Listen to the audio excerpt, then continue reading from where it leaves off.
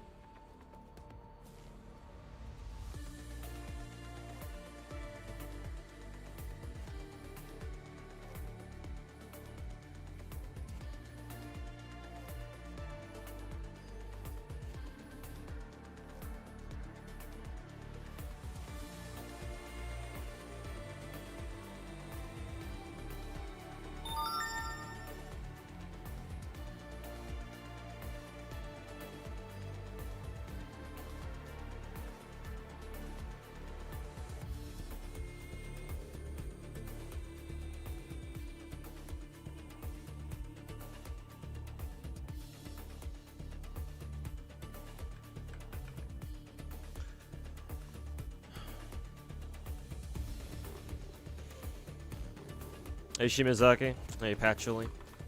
A fellow Toho fan. Rare to see one of us out in the wild these days.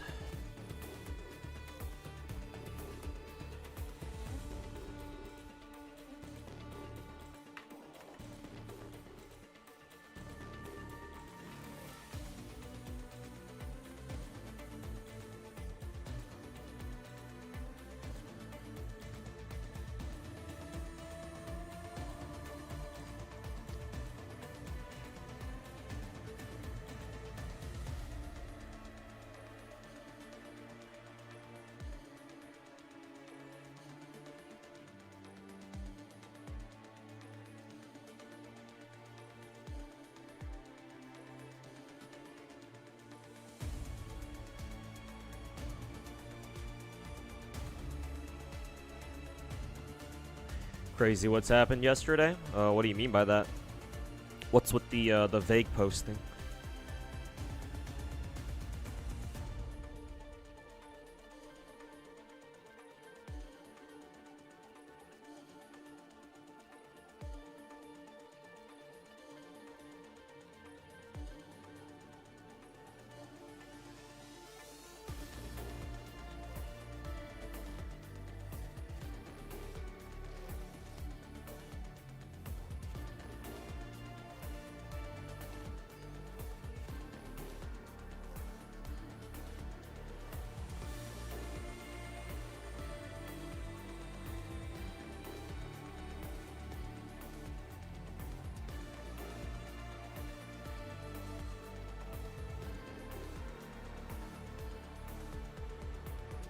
Hey yo, Enra. Sent the friend request on Arc Knights. All right, I'll check my friends list when I'm done with the WoWa dailies and shit.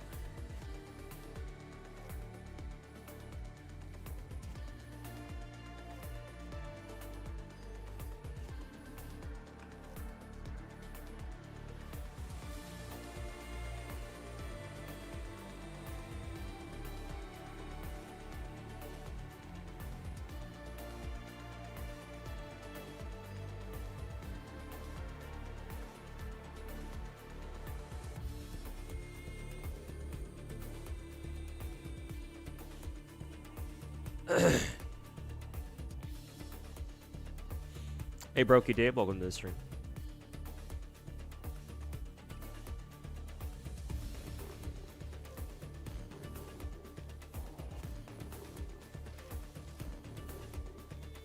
Wait a minute, did I not have Morny on that team? The fuck? Yeah, I don't. The fuck did it didn't save last time? Fuck this game.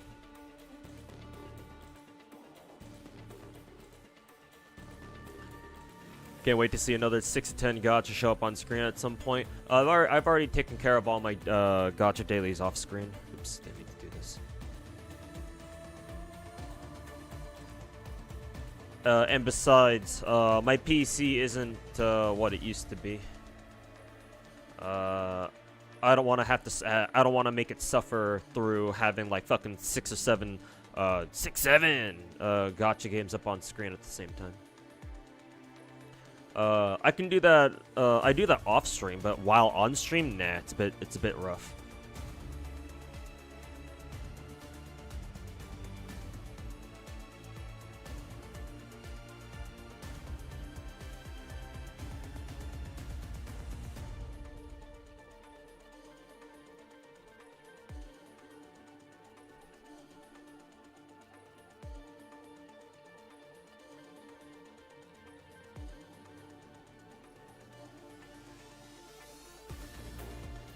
Okay. Oh, yeah.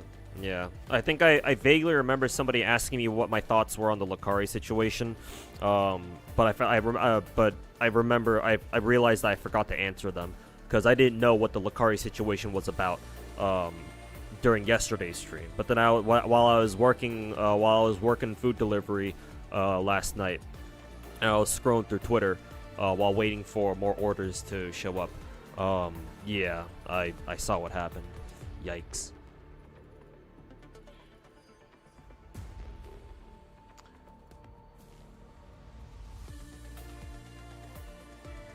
Got too lost in the sauce, I suppose.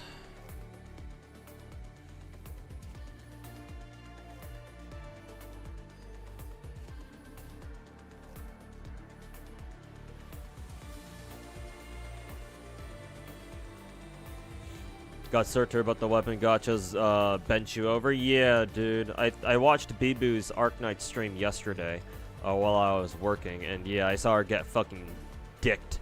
Not that way. I saw her get fucked by gacha weapon banner.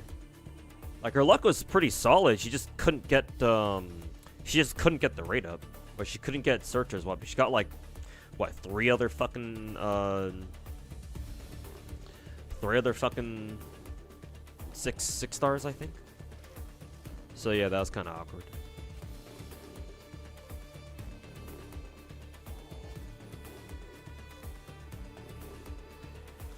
Really behind on FGO. Do you play NA or JP? If you play NA, then yeah, the Samurai Remnant collab event is gonna end in a couple of days. Like, you still have time if you grind, if you like hard commit to grinding it out over like for a full day or so. You can get the entire event done in like basically a day. Assuming, of course, you got the apples, which, you know, why wouldn't you?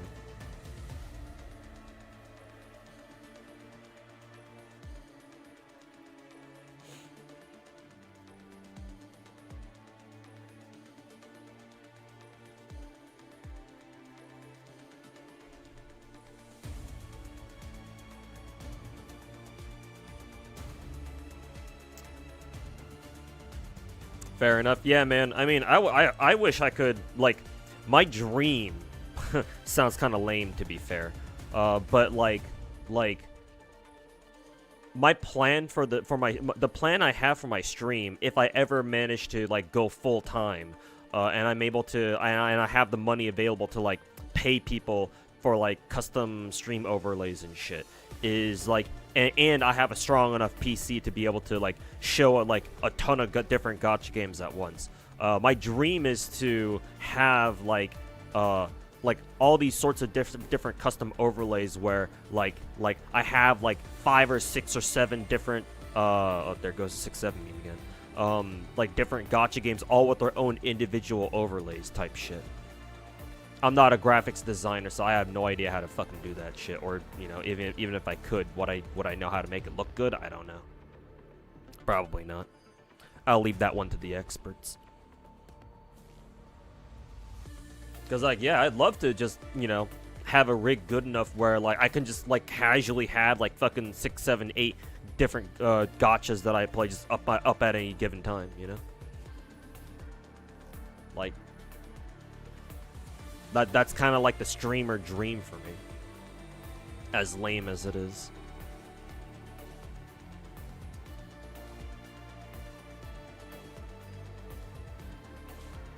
Yeah, you got like 4.5 more days, Patchy.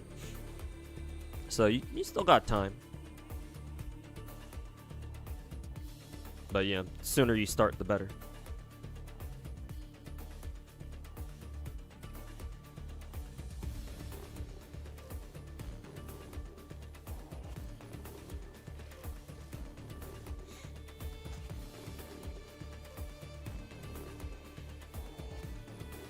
Do you mind if I ask you a GFL2 question? Yeah, sure. Yeah, I ain't got a problem. Matter of fact, I don't got a problem if you want to ask me a question about any gacha game I play or just gachas in general. I don't give a shit if it's not the game I'm playing currently.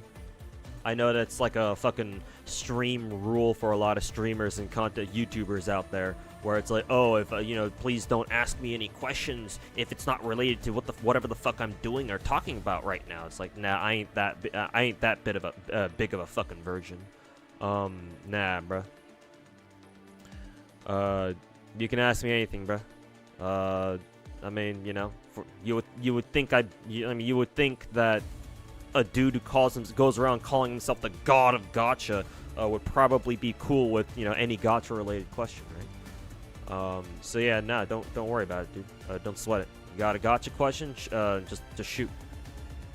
Don't gotta ask me if it's okay to ask. Of course it's okay. I love talking about gacha. If it's an honest question, then, you know, I'll give you an honest answer. Okay, what else do I need to do?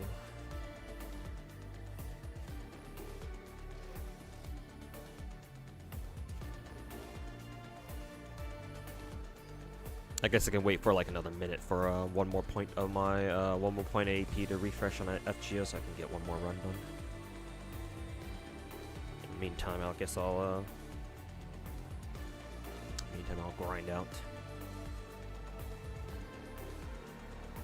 Spend the rest of my stamina. FGO mini event is something else. You gotta start early because the story felt long as fuck with all the mini quests. Oh, like the side fights. I mean, you should get those done pretty quickly. You know, it's not like those side fights were like really tough or anything.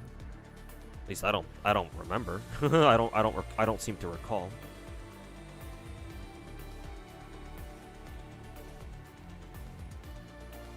Why does Surtr have Levitain if that's originally supposed to be Loki's sword? Probably some Arknight's OG lore that I'm not aware of. But I guess that's a good question. I'm not sure if I probably don't know the answer to that myself.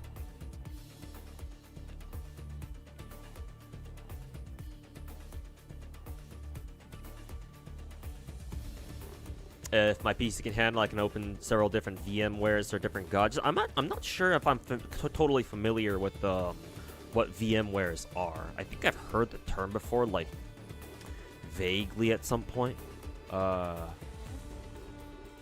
But unfortunately, I seem to be a bit retarded. So, I'm not sure if I know what you're talking about. Maybe I'll look into it.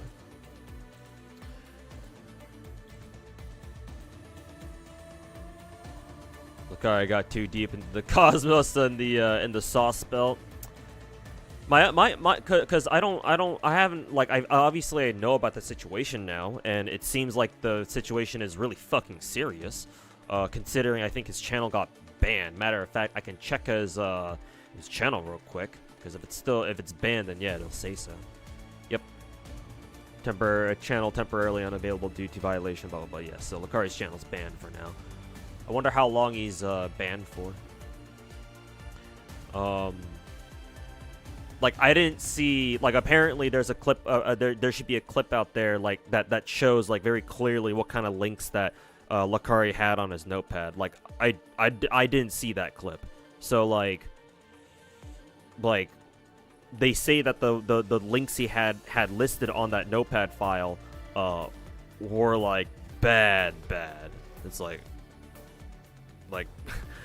I don't mean to suggest anybody actually check those like themselves, but like did people were people like, oh yeah, we know what those websites are. Those are exactly what people are, you know, what people have been alleging they are.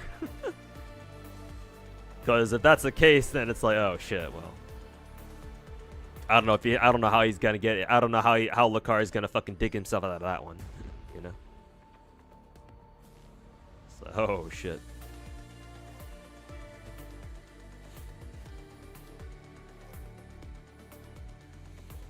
How you liking the game so far? Enfield, I like it a lot, dude. To be fair, it helps that I fucking luck sacked my gacha rolls for Surtr. So, you know, I'll admit that. But, even without them, I think I'd be enjoying the game just as much. So, I think the game's great. I would it's up there. It's up there as like one of the gachas I would recommend to just about anybody. There are some issues that I have with it though, but I mean, you know, no gacha game is perfect. I'll eventually, maybe over the weekend, I'll work on a quick little first impressions video, and I'll try to get it out by like, I don't know, Sunday or something.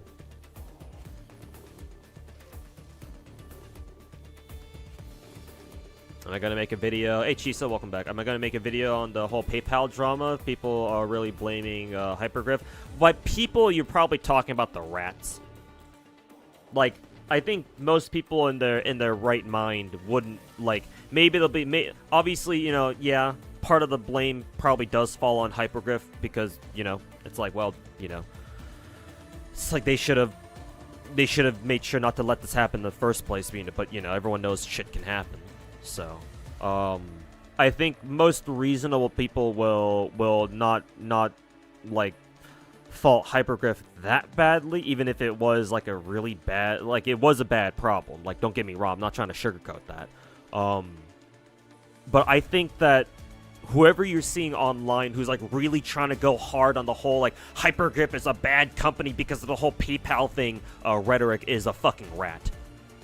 Like, if you see anybody talk shit on Hypergriff specifically because of the PayPal thing and they're like going hard at it, I would highly recommend you check their Twitter profile and see their tweet history and see what they've been tweeting out. And I don't want to say I'm gonna guarantee you this, but I would guess that more likely than not, those kinds of people are the fucking woo-wah cucks, the fucking rats, just fucking talking mad shit because, oh, you know, they love fucking talking shit for the sake of talking shit because they're fucking retards.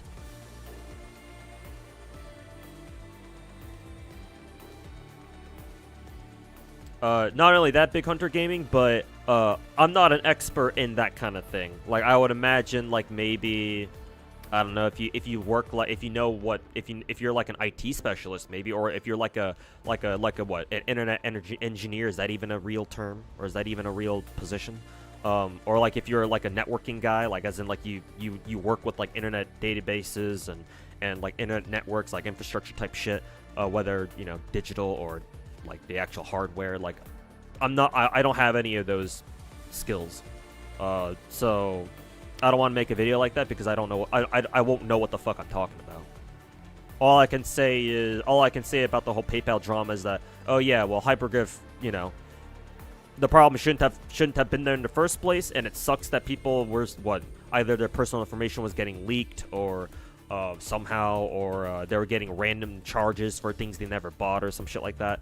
But hey, they responded, I think, pretty, like, fairly quickly, I think. Like, they responded within, like, fucking half a day, I think.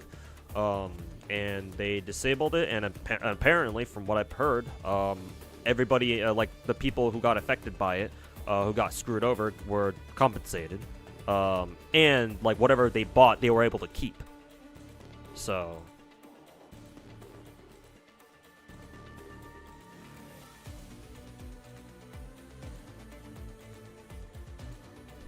it's like, yeah, it was bad that the whole PayPal situation happened, but hey, you know, they addressed it. Like, yeah. what more should I say? Like, if anybody wants to keep talking shit on Hypergraph after this, nah, they're just a fucking rat.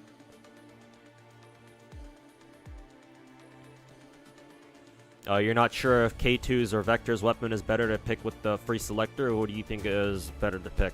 My personal preference, I lean towards Vector. Currently, my own Vector, at least before we got our last login bonus today. I think today was the day that we were able to get the weapon, right? The pick a free 5-star weapon. I lean towards Vector because apparently V1 R1 Vector is very critical for fire teams. And my Vector was sitting on V0 R0.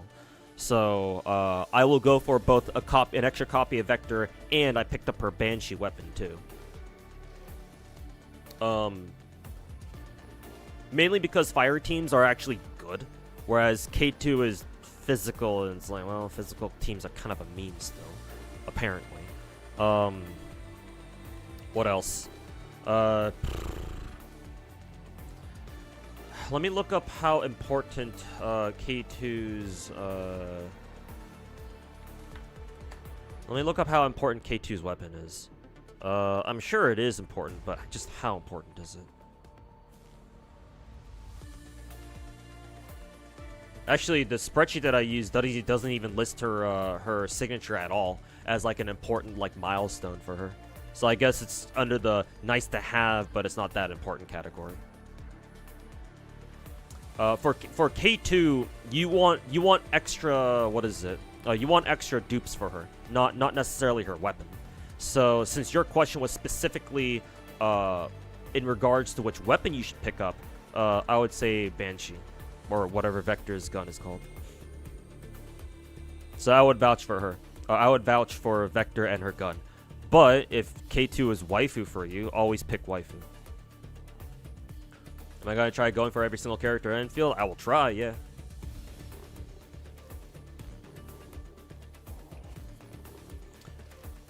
Taboro made a video saying Enfield is a bastardized version of the alpha. Yeah, makes sense because he's a bastard too. What kind of meat is my favorite? Chicken, pork, beef, lamb, turkey? I think I don't know if I have a favorite type of meat. I think the most common type of meat that I eat these days is chicken. That's for sure. But, like, I think what's more accurate for me to say is, or what's more relevant to me is, like, I have, like, favorite kinds, or favorite ways I like my meat prepared, you know?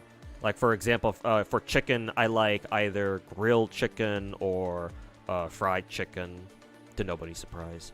For pork, well, I like bacon, obviously. Bacon's technically pork, right? I also like pork katsu, if that's a way that it's prepared. I think it is, right? I'm not a chef, I'm not a culinary expert, so excuse me if I get anything wrong. Like beef, I like Korean style bulgogi. I think bulgogi is beef, right? Marinated beef. I also really like steak if it's like very, very juicy and tender. Especially if it's got, you know, a nice little slab of fat on it for to enhance the taste. Usually, I've grown up on medium, on my steaks done medium well, but lately I've been trying to experiment more with like medium rare or just regular medium.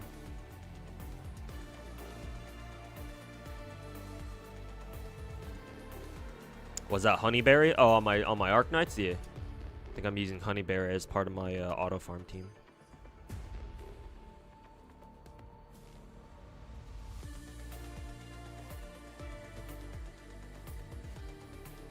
Like Korean chicken? Yes, I do.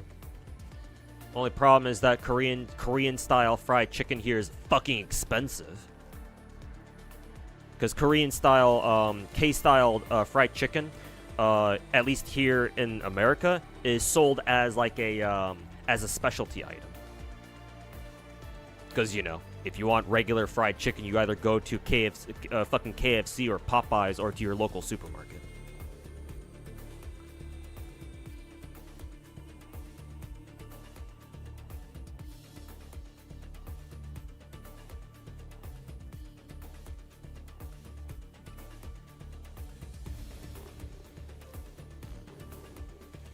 At least they try to fix it faster than most companies. I mean, gacha companies are usually pretty good at fixing shit. Especially at launch. Yeah. Launch is a time when things can break, is a critical moment in a gacha game's life cycle. Because, you know, things can go wrong. So you best believe Hypergriff was, the Hypergriff staff was vigilant about, like, being on the lookout for shit that could potentially go wrong.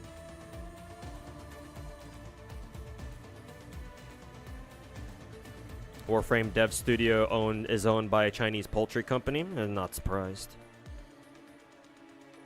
And that's the Chinese for you. Random ass Chinese corpos got so much money lying around. They go out of their way to buy fucking random ass international companies for some reason. Well, it's not for some reason. I know the reason.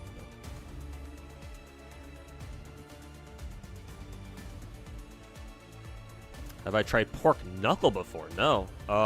Maybe I have, and I just didn't know what it was exactly. But I can't say I've ever had pork knuckle. If I did, I had it like unknowingly.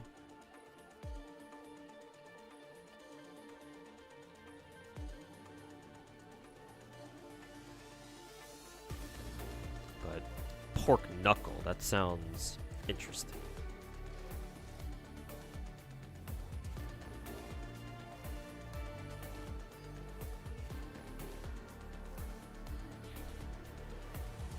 Now people are mad at Wuwa for doing a spending event like Star Rail. Let me know. Let me know when the rats like Clown and Glazeon inevitably put out their own videos defending Wuwa's spending event. Oh, Wuwa's spending event is fine because it's Wuwa. Solon ain't gonna hit you. Ain't gonna let you hit, little bros. They ain't gonna fly you out the fucking Kuro Fest like the little rats you are. Dumb bitches.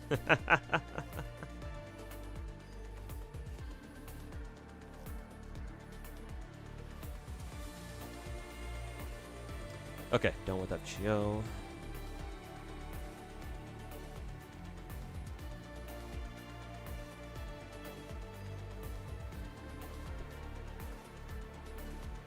Also, I didn't even realize Wuwa was planning to have their own spending event. The fuck?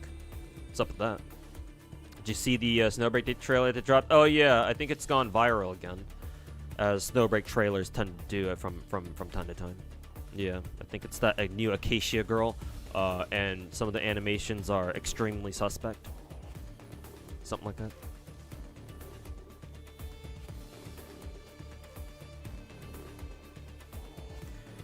Anyone know how to expand backspace? Oh, in Enfield you can do that? I would assume that's tied to, that sounds like it will be tied to base building. So I guess just keep doing it, just keep expanding your base. Keep expanding your factory. Maybe it's like an unlockable where like you have to upgrade your trading post or something. There's a lot to Enfield, man. By the looks of it.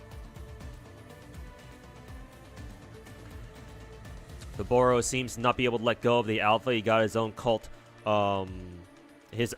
agreeing with him. Yeah, bro. It's fucking pathetic. Like, he's basically a fucking rat. Just a different species of rat.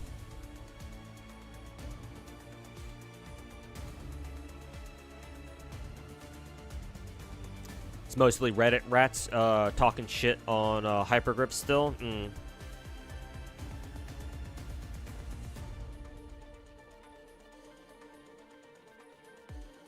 You're assuming St. Tontus ain't going? Going where? Having breakdowns about spending events in Wuwa since Kuro doing it, not Hoyo. What, you mean as in like St. Tontus won't make a video about that or something, or what? Hey, student, how's it going, man? And yeah, good to see you're enjoying Enfield, man. It's actually logged in finally.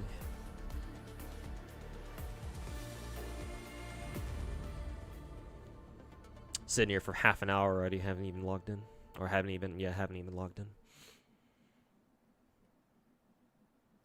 Crazy how polished and smooth it's been on launch already. Surely it was long enough. Yeah, this game has been in development since like 2021, I think. They didn't work on that shit for like 5 years. And it fucking shows, dude.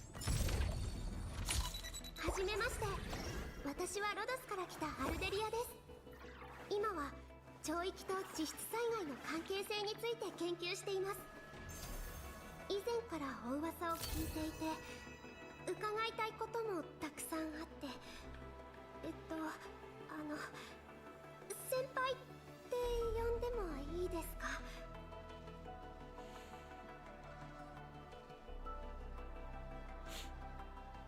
か？ Smaller rat named Blazing. Oh yeah, no, I know about him. Is getting his shit cooked by Twitter and the two anti-rat YouTubers. They go by Kala the Yapper. I've never heard of Kala. Maybe I'll pay attention to him. And DJ King. DJ King stops by my stream every now and then, so we know each other. We're familiar with each other, I think. But yeah, DJ King I know, Kala I don't, but it's good to see that we got more people joining the good fight. But yeah, I've heard that that Glazeon bitch has been going off the deep end these days too. Well, he always has been. Like I've known him as I've known he's a rat since like fucking last year. But yeah, as of late, he's making headlines again for well, whatever the fuck he's doing.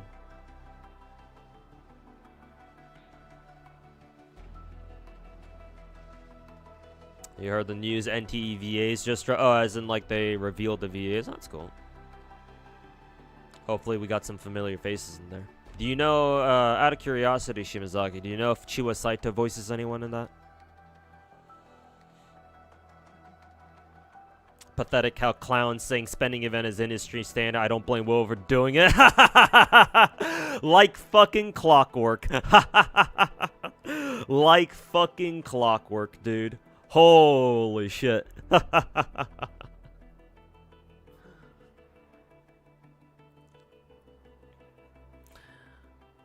Like fucking clockwork.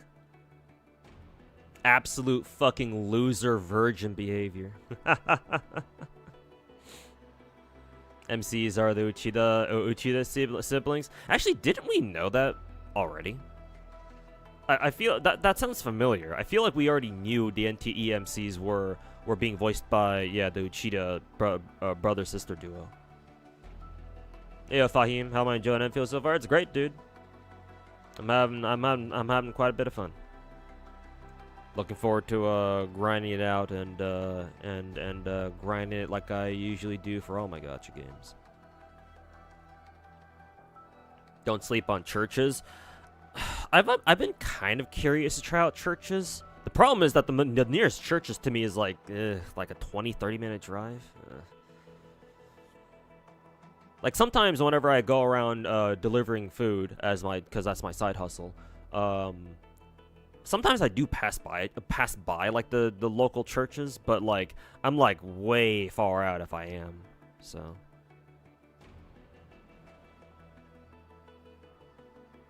that shit slaps. Yeah, maybe I gotta give it a shot. I don't know.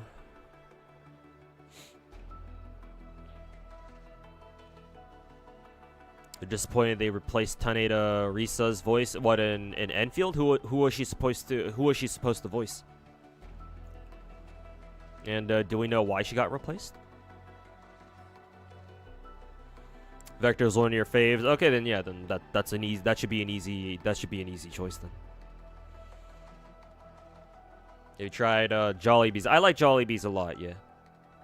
That being said, I would highly recommend. Me personally, I personally prefer having Jollibees like right there at the store. I think Jollibees food can like. I feel like there's a difference between if you eat at the Jollibees, like you order it there, get it fresh, and just eat it right then and there, versus like having it delivered to you. Because like, I don't know, something about that. Something about getting Jollibees delivered to you, and it doesn't quite hit the same.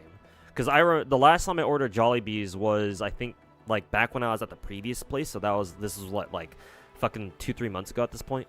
I remember getting ordering Uber Eats and then getting the Jollibees like the 4 sandwich pack, the 4 spicy chicken sandwich pack, And then when it got to me, when it arrived, I ate like I think 2 of the sandwiches right away, and I was like, it doesn't hit as well as it does as well as it does when you just eat it there. So I'm thinking maybe Jollibee's is much better when you eat it fresh.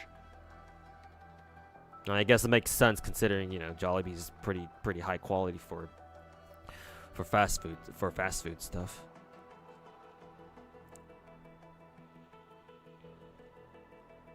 But yeah, I like Jollibee's a lot. Bit expensive, but it's a nice treat every now and then.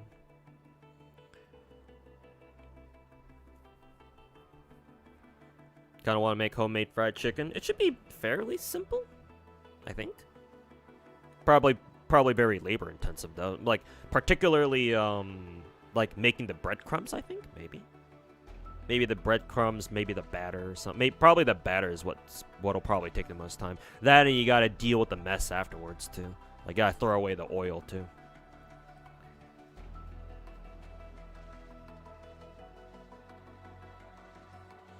How do you skip the base entirely? Do you have the glue? I don't think you can skip the entire base just completely. You have to deal with that, I think. There are blueprints that I think you can take from other people, I'm pretty sure, but I think you still have to go through all the tutorials and shit.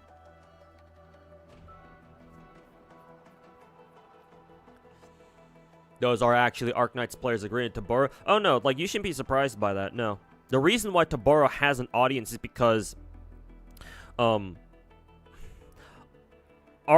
are quite a few Arknights players who are like that, who are, for lack of a better word, elitist. You see this with quite a few gacha games actually. Limbus Company is another great example of a gacha game whose player base can be very elitist. I know this because, like, last month, was it last month or maybe 2 months ago? I made a video criticizing Limbus Company's collab with Arknights, where I basically said, yeah, no, Limbus's collab is dog shit because it didn't even feature any fucking, like, characters. Like, what the fuck is the point of doing a collaboration event in a gacha game if you don't even get any characters and all you get are fucking skins? Like, they also got egos too in that game, which isn't nothing, but like, where the fuck are the characters, bro? Like, if you're not gonna do any characters, like, fuck the collab, dude. Fucking wasting my time. Even worse, it's a fucking waste of the developers' efforts because, like, all that work just to put in fucking costumes. But when I made that video, like, I can look up that video right now and tell you it's like dislike ratio. That fucking video got like a fucking 14% like ratio. What the other 86% all being Limbus Company dick suckers fucking dislike bombing that shit. Just because I had the fucking gall to be like, well, actually the collab actually kind of sucks, dude. Matter of fact, just to drill the point home even further, I specifically said in the video, like, yeah, I get that there's probably lore reasons why you can't put in actual characters, but to me, I don't give a fuck. That shit still sucks. And yet, every single fucking Limbus Company cuck who watched that video completely fucking disregarded that. It's like, no, you don't understand, bro. It's because of lore this, lore that. Fucking suck my dick, motherfuckers. Matter of fact, I think the day or within the week I uploaded that fucking Limbus Company video, I got some people, some Limbus Company players coming to my chat over on YouTube trying to explain to me, oh, like you don't understand. It's because of lore. Like, hear us out, man. You gotta understand. I'm just like, oh boy, I know exactly what they're about to talk about. And yeah, they just fucking wasting my time yapping on about lore this, lore that. And I was like, yeah, that's great. I already said that I'm sure there's a lore reason for that. But I also already said I don't give a fuck.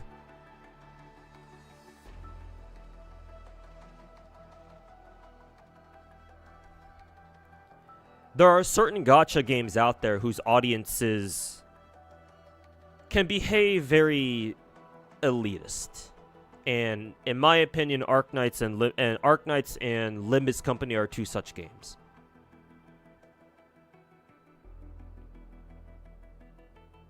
Like, I've complained traditionally I've complained quite a bit about how Arknights is the one gacha game that I play where, like, I will regularly get backseated by Arknights players.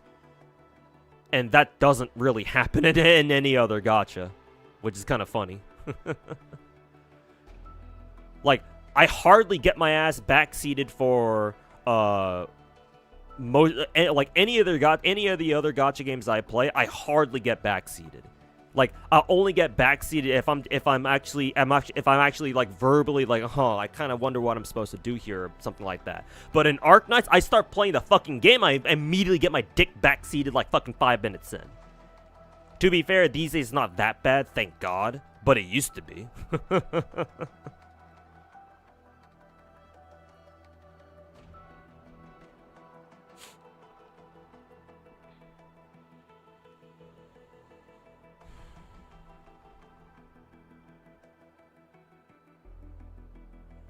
So yeah, no. The reason why Toboro has an audience is because he's taken advantage of Arknights' endemic elitism.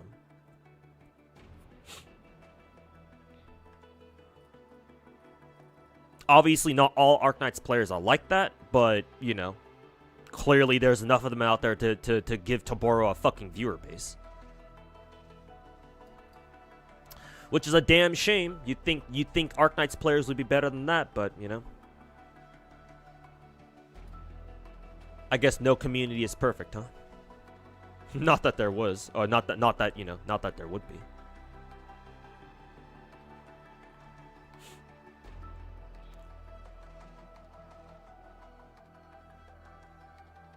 This is elitism? What else would you call that?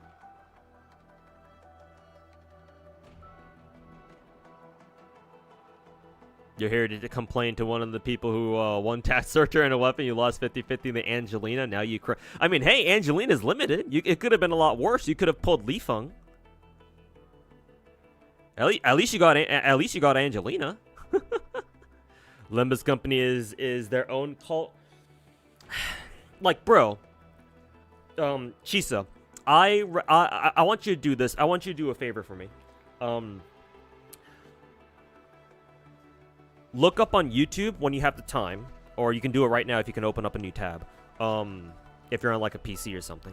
What I want you to do is I want you to look up the official Project Moon YouTube channel. Because Project Moon is the name of the developer of Limbus Company. Go to one of their live streams, or just go to any one of their videos and look at the comment section. And tell me what the most common phrase the comments use. Spoiler alert, I'll just spoil it for you right now. The most common phrase they use is praise or glory to Project Moon. And they just fucking keep chanting that over and over and over and over like it's a fucking mantra. Glory to Project Moon. Glory to fucking the whatever the name of the Project Moon CEO is. Glory to this. Glory to that. Glory to this. Glory to that. I guess all they need now is a flag and a fucking salute. Hopefully it's not their salute isn't of the outstretched right hand type.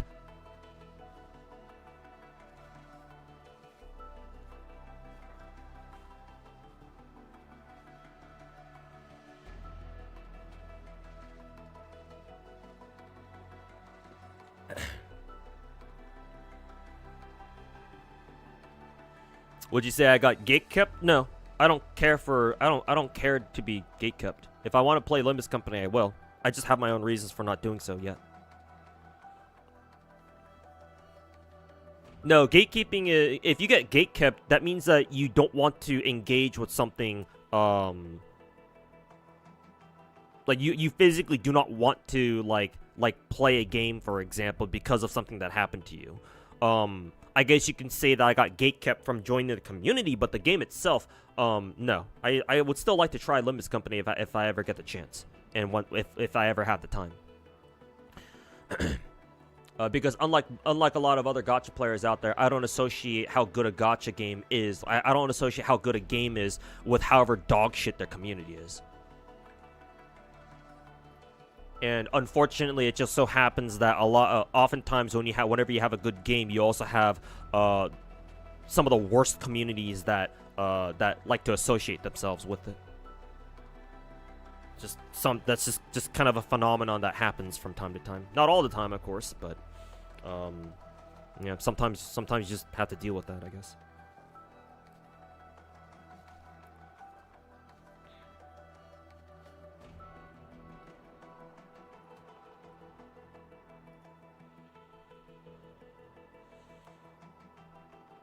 So you had an opinion, it was just the wrong one? Really? The god of gacha having a wrong opinion?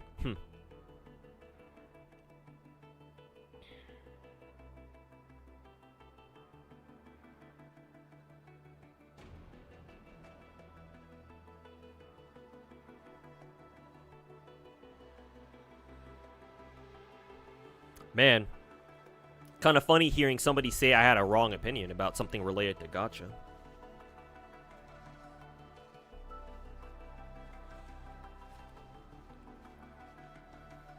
Maybe you can go download Roblox and try grooming some more minors on Discord or something. Saw an Arknight's video before where they were like, game ain't weeb garbage like Genshin. Well, I mean, whoever made that video is a fucking retard. So you could just ignore them. Is there a relationship between smaller communities tending to have more elitists? How do you explain that phenomenon? There's definitely a chance. Again, it's not a hard rule or anything. But yeah, I can definitely see it happening. In that case, I would imagine that the reason why a smaller community would be more elitist is because, oh, you know, their game is too hard for normies to get into or some shit like that.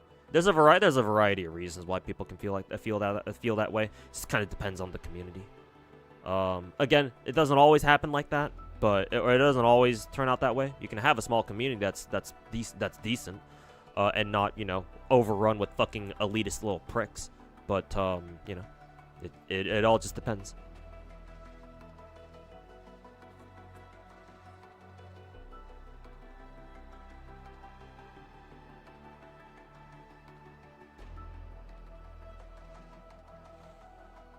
You rather lose to Yvonne? Well, yeah, I got that too, but I want both of them myself, so that would be nice.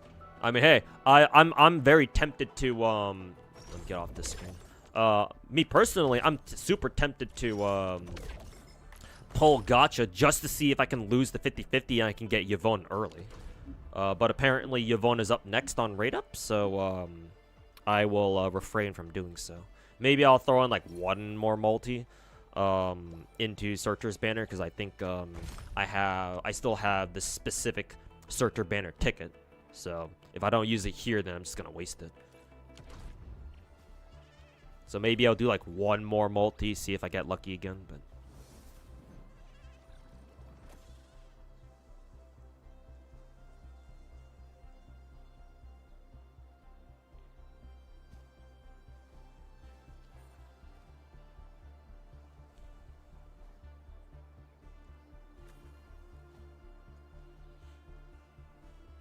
and feels like what, 100 years into the future. From what I recall being told, apparently Enfield was originally supposed to be 500 years into the future, but apparently they retconned that. Either way, yeah, no, Enfield is a long ass time into the future. Cause here, let's see. Let me pull up regular Arknights. This is regular. This is OG Arknights on the top right corner. In this world, the Arknights people live on this planet called Terra. It's basically their equivalent of Earth. Yeah, no. The planet is fucked. If you don't know the lore of Arknights already, of the original game, I'm not a lore expert either, but I know I know like basic stuff.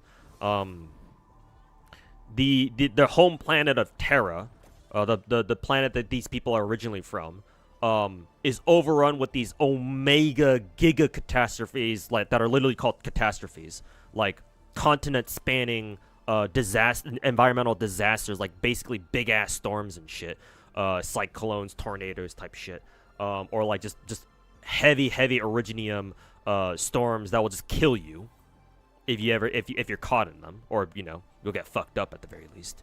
And so the planet is so fucked that most of the population on the planet have to live in these giant ass like moving cities. Like they literally built huge ass cities huge ass mobile cities that move around specifically so that they can avoid running into those catastrophes, because the catastrophes are mobile and they can move around too. So the cities gotta move too, or the population centers, for the most part. I'm sure there are some regions where they don't have to move around. I think Victoria is one of them. Victoria is their equivalent of fucking England, I think. Do they have to move around? I don't know. I don't remember. But yeah, the Oripathy that they talk about in this game in Enfield, where it's like, oh yeah, don't worry about it. We have treatment for it. The treatment is way fucking worse than the first game. Whatever medical technology they have in Enfield to treat Oripathy, while it can't cure them, it seems to be really fucking good. Like, I think there was a cutscene in the game that people have been sharing around on Twitter where it's like, oh yeah, who was it? Perlica injects, or Enman, whoever it was, injects that little girl with the rock cancer shit, with like a drug or like some sort of serum, and then she gets all better like magically, right? Like she still has the rock cancer tumor things, but she's fine. That doesn't exist in the first game. Like at least treatment not treatment that good. No, that doesn't exist in the first game. Yeah, you can tell this game is way further into the future. Not only that, but I think people have been memeing on Twitter about how nonchalant everyone is about Originium. In the first game, Originium is fucking serious. It's to the point where if you are infected with Oripathy in the first game, literally has not really race wars. I guess they still did have race wars, huh?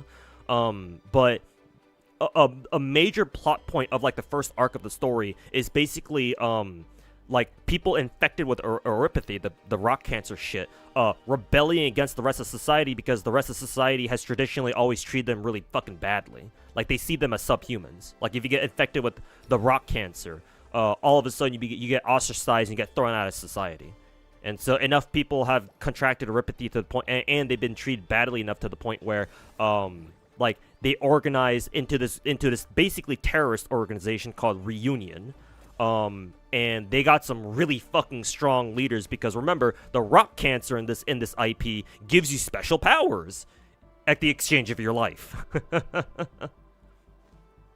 So yeah, so like yeah, Oripathy is kind of serious in the first game because not only does it give you omega powers depending on the person, but also it's just, like culturally and societally it's so impactful and so divisive that it's literally causing wars in the first game, like literal civil war type shit.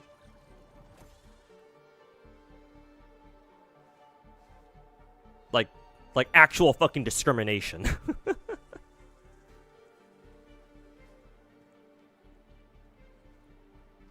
You know how good Yvonne is? I don't know actually. Has nobody made a tier list for all the Enfield operators right now, or by now? I guess not, huh? People still haven't gotten all the characters yet.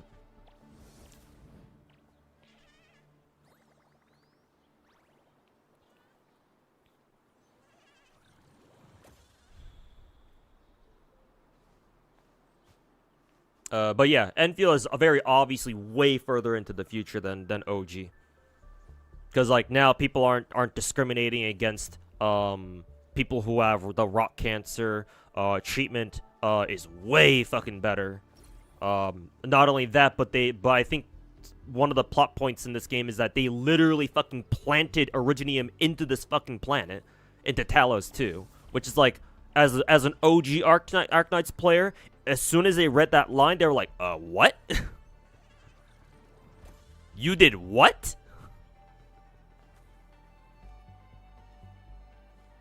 Like, we called this thing rock cancer, and you are deliberately planting it in a fucking on a fucking different planet? Okay. Surely this can't go horribly wrong, right? Oh, and apparently our starship, our fucking Dijon starship, Dijon mustard starship or whatever the fuck, apparently that houses an entire fucking rod of solid originium? Huh?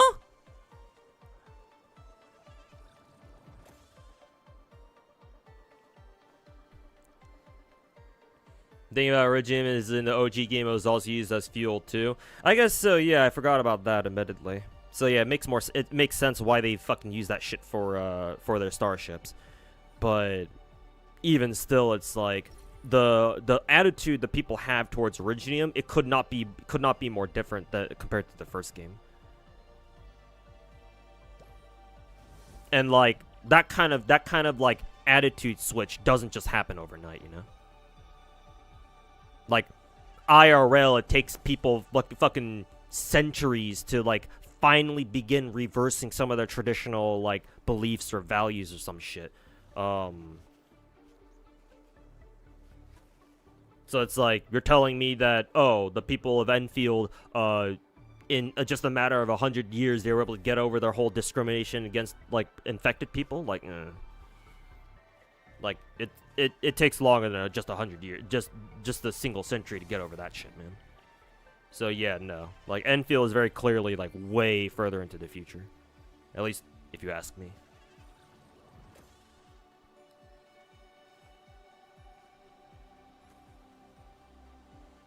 Is New York Knights game like an open world game? So far it is. I was told that it was more like a pseudo open world game, but no, it feels like a full-blown open world game.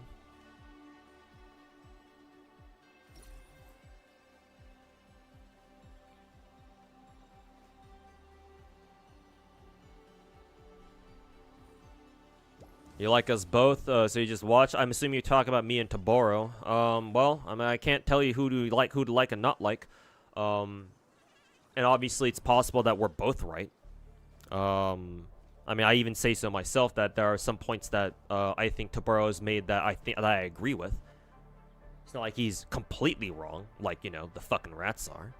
But you know, remember what I say about remember what I say in as like a warning against people like Taboro. You should not trust people who speak in extremes like that. Something only a Sith Lord speaks in extremes something.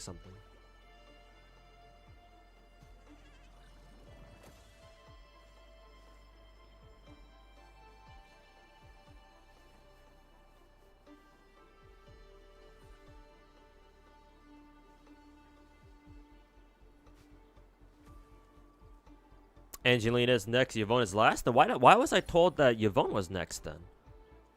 Maybe that guy was just spreading fake news. Was just feeding me fake news then, I guess.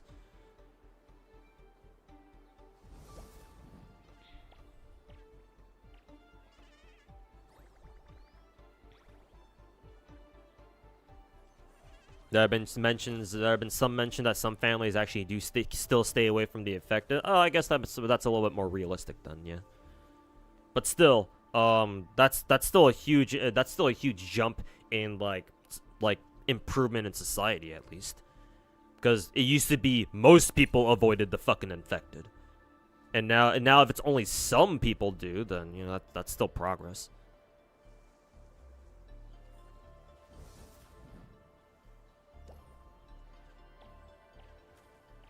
To be honest, you're happy the elitists are getting pushed out by Enfield, because man, dealing with their asses for like fucking 4 years in OG Arknights was tiring. I get you.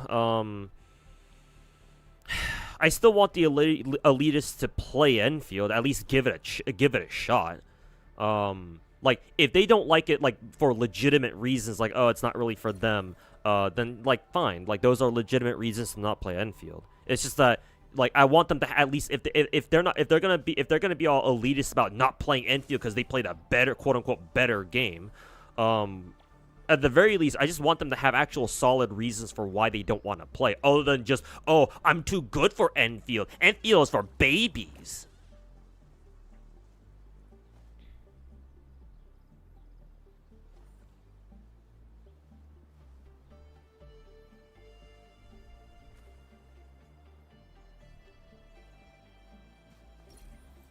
Most of these types of Arknights players need stories spoon-fed to them, but they pretend they read it. Honestly, I feel like that's how a lot of the fucking backseaters in the Arknights community are like, too. They fucking follow Kyosten's guide or Ekogen's guide or some random bullshit guide. Not bullshit. Some random guide they saw, they took from off of YouTube from like a random Japanese Arknights content creator or something. And then they go into other people's channels and be like, I did this so easy. Just use this, and this operator. Like, how much you want to bet? How much you want to bet a lot of those fucking backseaters do exactly that? Like, I'm not saying everyone does that, but I would put some good money if I had it onto the fucking roulette table, onto the roulette wheel. You know, that yeah, a lot of these guys are just fucking you know, backseating posers.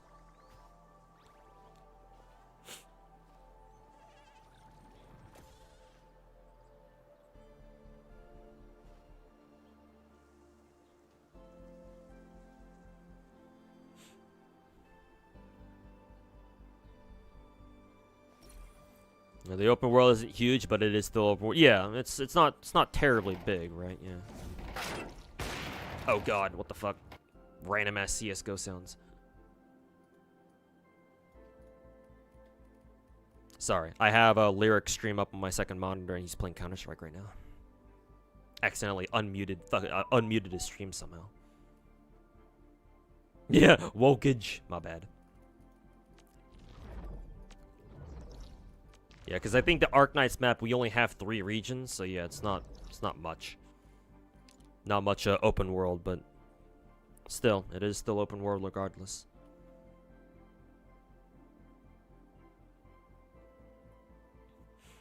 Two is actually sniper. I like using sniper rifles in FPSs.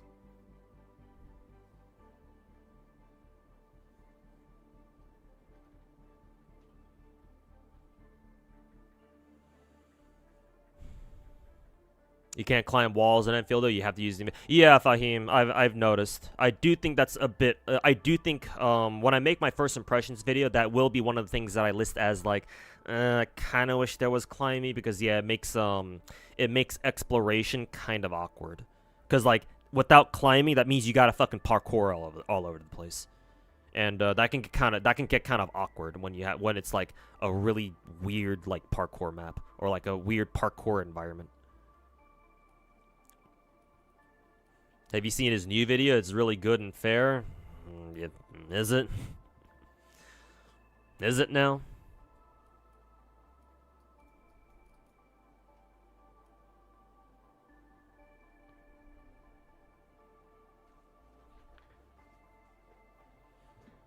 Because like if his video if his video isn't like as if his video isn't as half as fair as my video is on his ass, then I don't want to hear it.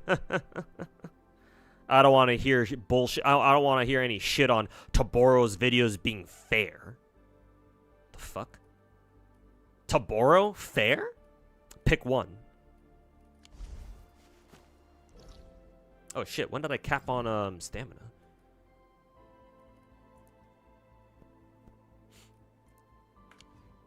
Should probably use some of that.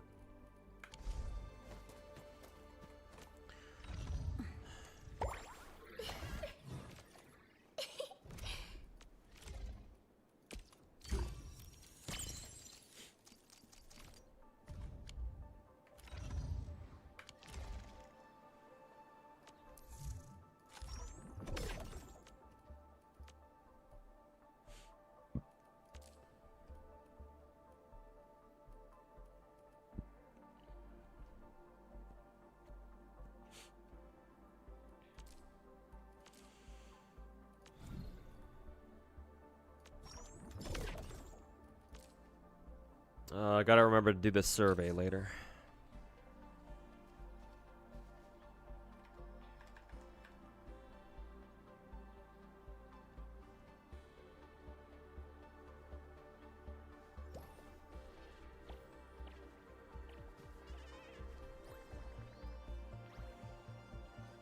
As the Enfield community is open for Genshin players, Memi, Enfield was designed for Genshin players, for better or for worse.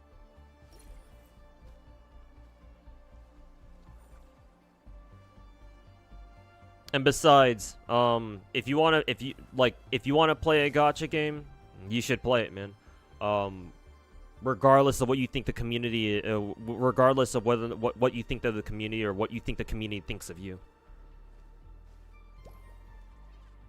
Like, there will be some elitists from the first game who will talk shit about you and make it and you know, make it sound like the game isn't meant for you or whatever, or to call you a tourist and shit like that. It's like, just play the game, bruh. Ignore the fucking elitists. Like, play Enfield, see if it's for you. If you enjoy it personally, that's all that should matter.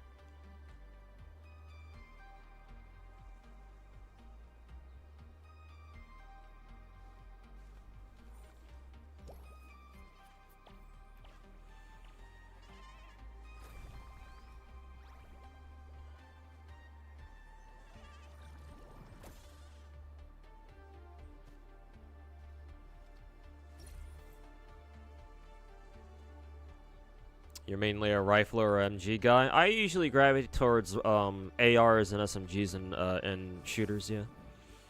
Though if I'm feeling squirrely, yeah, I'll pull out a sniper.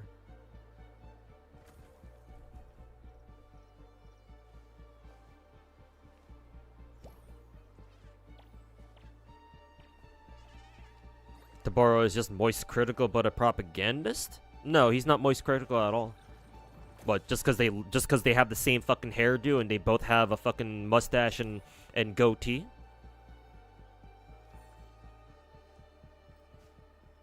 Like, not even, bruh. Like, putting Taboro and moist critical together in the same sentence is an insult to moist critical. I don't even have a high opinion of that moist critical guy to begin with.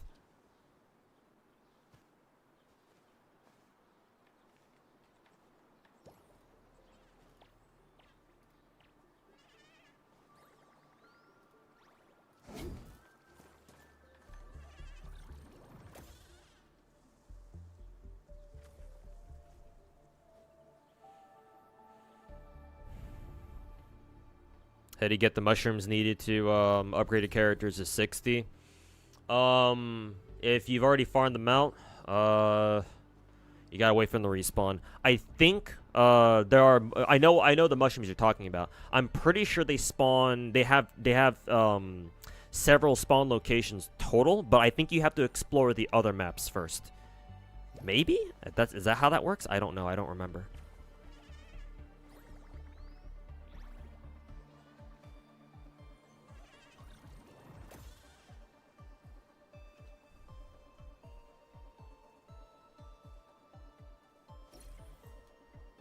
In his newest video, Taboro said Hypergriff catered to people making the factory acceptable for people who never want to accept the factory. Yeah, people like me. Remember, Chisa, did you watch my video on Taboro's ass like 2 days ago? Oh yeah, 2 days. I think I put it out 2 days ago at this point. Like, watch that video, bro, in case you haven't already.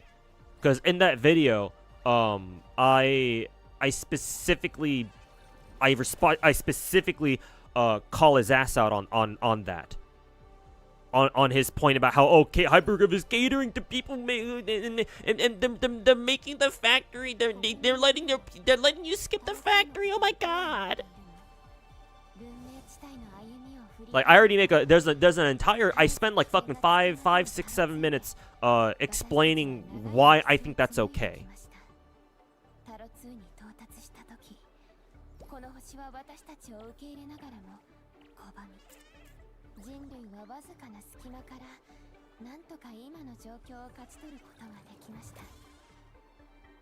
He said the developer is listening to Philistines. Well, I know what he means by that.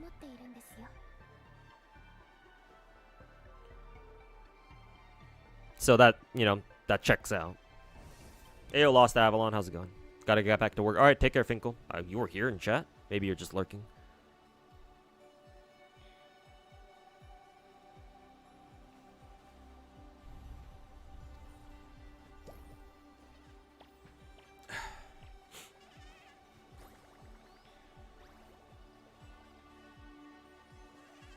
You don't like this factory mode? Factory brain keeps coming in and out and halting your story progress. Like, I don't mind the factory building. Like, I've already accepted that it's going to be a big part of the game, or at least for now.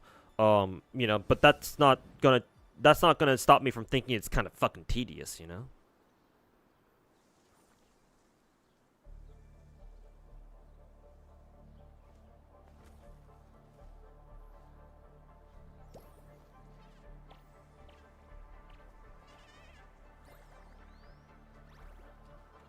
Anyways, let me fucking spend my wooba stamina real quick.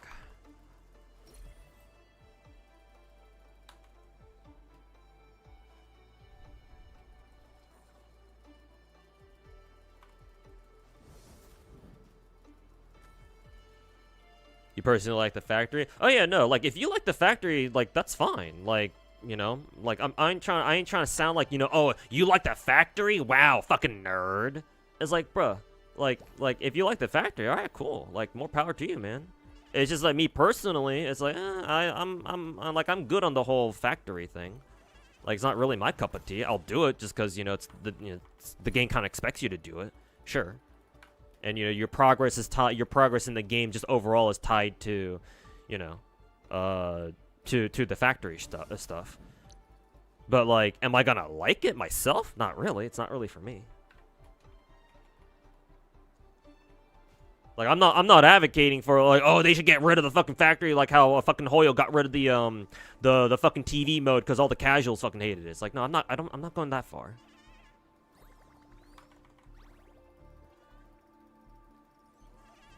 Like, I don't want them to remove the entire factory for everybody. Like, so I'm not going that far. It's just that, you know, like, me personally, I would like it if there was a way where I didn't have to fucking deal with it as much. That'd be nice. Because when I play Enfield, I'm not really playing it for the fucking factory shit.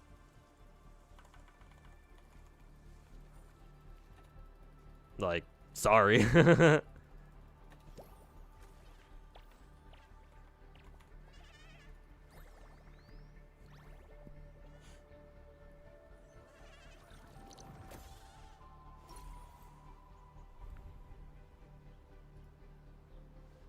Reached defending refugee oh, if you think Tabaro is referring to like the Palestinians, the whole fucking Palestine thing, no, he wasn't trying to talk about the Palestinians. No, Philistines is a different term. Tabaro uses the term Philistines to basically segregate newer players and older players. Basically, the connotation he's trying to use using the word Philistines is basically Philistines in the Bible is a term used to describe people who were actually, no, I think I'm confusing the term with Gentiles, because Philistines is an actual word. Philistine.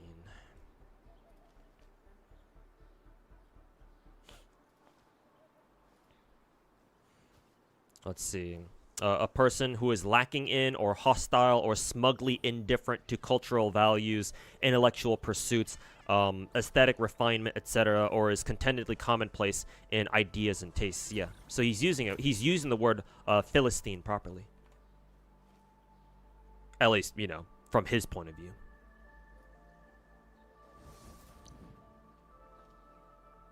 Hence, you know, why I call him a dirty fucking elitist.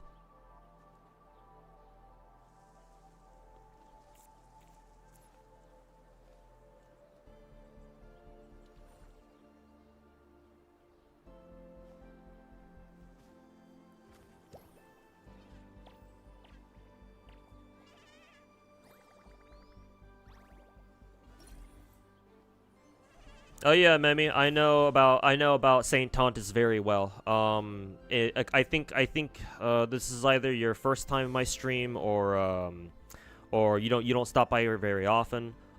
We call Saint Tontus a clown, the fucking clown around here. People like him The content creators like Saint Tontus who mainly cover Wuthering Waves, and they constantly make videos talking mad shit on other gachas. It's mainly Hoyo gachas, but since Enfield is the flavor of the month right now, he's going hard on slandering Enfield as best he can to suck his viewers' dicks for money. We call those kinds of content creators out around these parts rats. So if you ever hear me talking about rats this or rats that, I'm usually referring to content creators like him, where all they do is grift gacha content by sucking Wuthering Waves' dick, but talking mad shit about literally everything else. And the only times they'll fucking glaze a gacha that's not Wuthering Waves is usually because they're doing a sponsor. Either a sponsor or it helps how should I say this? It helps it satisfies their WUWA #1 gacha agenda, if you know what I mean. Like it helps them push the WUWA best gacha agenda. So yeah, that Saint Tontus dude that you brought up, making a lot of Enfield videos. Yeah, no, he's a grifter. He's a fucking rat. He got popular like what, a year and a half ago at this point. How long has it been? Too long, if you ask me. He got popular because he took advantage of the initial like anti-Hoyo sentiment when the anti-Hoyo zeitgeist back when Wuthering Waves first came out like a year and a half ago, almost 2 years ago now.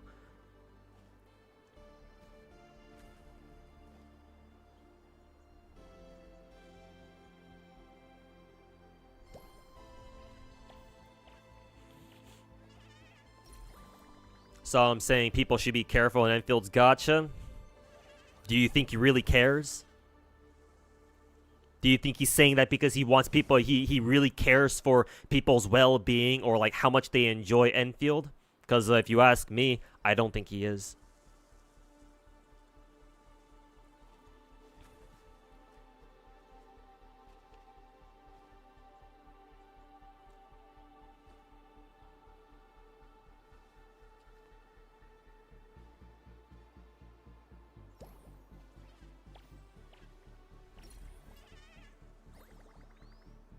You think the way they made the tutorials, it actually made the factory way more tedious than it actually is? Maybe. Maybe you're right. I actually haven't even done any of the factory tutorials yet myself. Like, if I switch over to my Enfield tab here. Where was it again? Was it F8? Yeah, the simulation thing. Yeah, as you can see, I haven't done any of them yet. Well, I did some of these, but those are at the very beginning of the game, so didn't really have a choice. But yeah, maybe I'll feel the same way. I don't know. Like, I'll still do all of them. I'll still get all of them done, but yeah.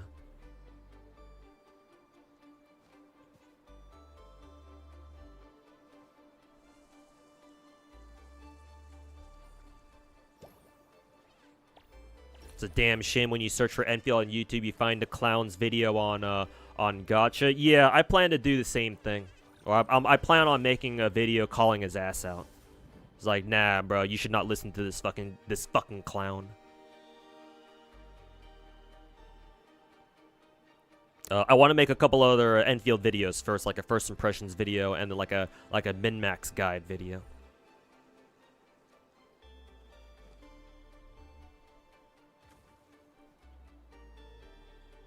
Funny that all the Kuro cucks, all the WUWA cucks are immediately defending. Yeah, yeah. I mean, what else did you think was gonna happen? You know, double fucking standards.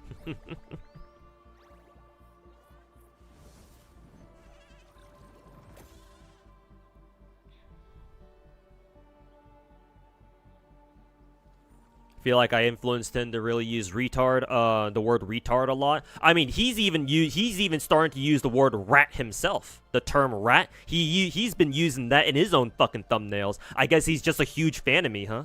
Maybe I should start charging him royalties for copying the shit I say. Hey, he sucked Tectone's dick. How about he suck mine too?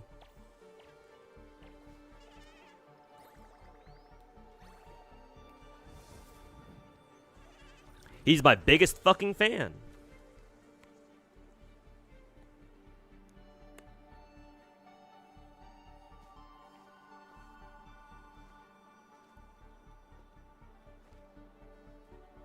You found him by searching Enfield. Well, there's the perfect example, huh? There's the perfect example of the damage that he's already doing. Genshin back to him. Yeah, Memi. So Saint Tontus in particular, he used to be a Hoyo content creator. He first made his channel, from what I understand, on Genshin, because that's what everyone did back in the day, you know. The story goes is that he tried to apply for Hoyo's whole like Genshin like content creator program, but he got rejected from it or something like that. Like he was never able to join, and so he must have gotten really triggered by that, or he must have taken like a huge offense at that. And so when Wuthering Waves came out, he hard pivoted to that game. And he started a fucking crusade of him just talking mad shit on Genshin, on Star Rail, and then now Zenless, because Zenless is the newest Hoyo game. Dude has a fucking vendetta against the gacha, against Hoyo gacha games. But nowadays it's less that he hates gacha, it's less that he hates Hoyo games now, and more he's just fucking stroking his own ego now. He's just doing everything he can to fucking expand his little fucking cult of personality.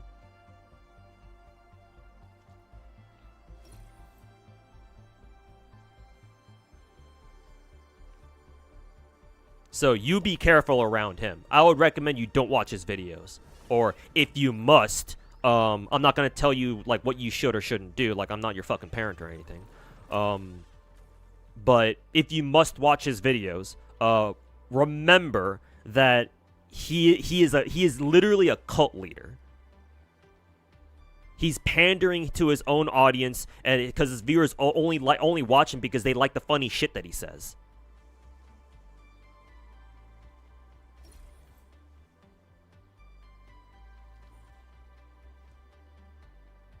He was traumatized by Hoyoverse? Yeah. I mean, he loves using the word traumatized in his fucking dog shit thumbnails, right?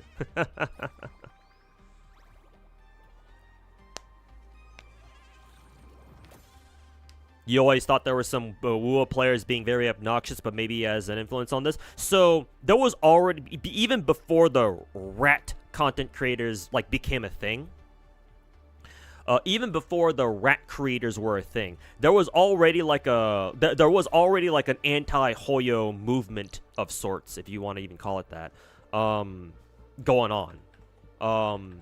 Mainly over on the Chinese server, and it kind of spread over to the Western player base too, unfortunately.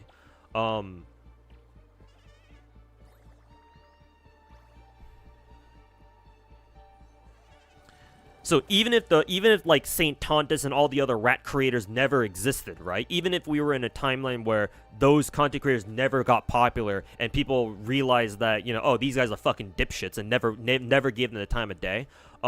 Even in a timeline like that, we would still have a lot of Wuthering Waves players be like, you know, oh, our game is better than Hoyo games, right? Like you'll still have that kind of like you know, elitism and gacha tribalism regardless. Like you can't like realistically you can't like avoid that at all, right? Just given the scope of gacha games and all that.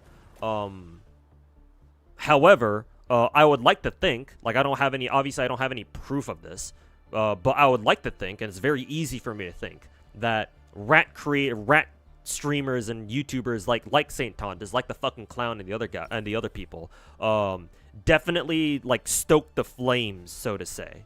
Like they definitely aggravated the situation, because now all these rats, right, all these fucking woo #1 fucking dipshit elitists, now they have a platform that they can like consolidate their fucking views around or in. Right? Now they have actual communities where they can fucking propagate their fucking absolute cancer. Those communities being these rat creators, namely Saint Tontus. So, I guess it's kind of a bit of both. That explains some things. You knew about Tecton, and he was an asshole. Oh yeah, that doesn't even begin to cover that fucking piece of shit. That fucking trailer trash.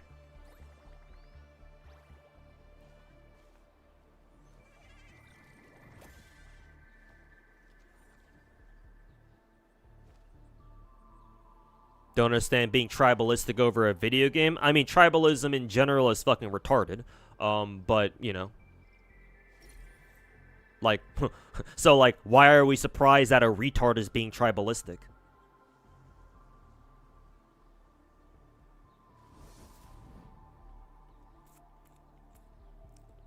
You noticed it yourself when you posted on Twitter one time when you were excited for a Genshin story for a patch, and then a couple people with WoWa PFPs came by and told you were pathetic. Yeah, exactly, dude. Like, here's the thing, Memi. Like, obviously, it's not just the WoW players who do that. There are also Genshin players and Hoyo players, too, who can be elitists as well, right? Like you know, the Hoyo community is fucking huge. Of course, you're going to have some people out there who will be like, oh, Hoyo games are the best games ever, and, you know, they'll look down on WoWa, too. Matter of fact, during the months leading up to WoWa's release, actually, over in China, it was actually, like, a big thing where, like, a lot of pro-Hoyo Chinese players talked, like, mad shit on WoWa, saying that, oh, Wuthering Waves is going to fail on release and shit like that. So, like, that's a lot of, like, if you ask one of the WoWa rats, like, oh, why, like, how did this whole thing happen to begin with, that oftentimes they'll point to that as, like, their canon event, right? So, I'm not saying that Hoyo players are completely, like, blameless either from this, but what I am saying is that, on average, like, if you see a gacha player on Twitter causing trouble or talking shit about something, chances are it's probably a WoWa player, not necessarily a Hoyo player. Like, the Hoyo players have their own shit that they like to fucking bitch and moan about, but usually whenever they do, it's usually about their own games. A lot of Hoyo players don't even realize WoWa exists. Like, maybe they do, they just don't care because they don't play it. Like, the Hoyo crowd likes to bitch about a lot of things, but usually it's about their own games. But nah, if you see a gacha player complain about Hoyo, let me rephrase that. Whenever you see a Wuthering Waves player complain about something, it's almost always about another gacha game, not even Wuthering Waves. It's like, I wonder why that is.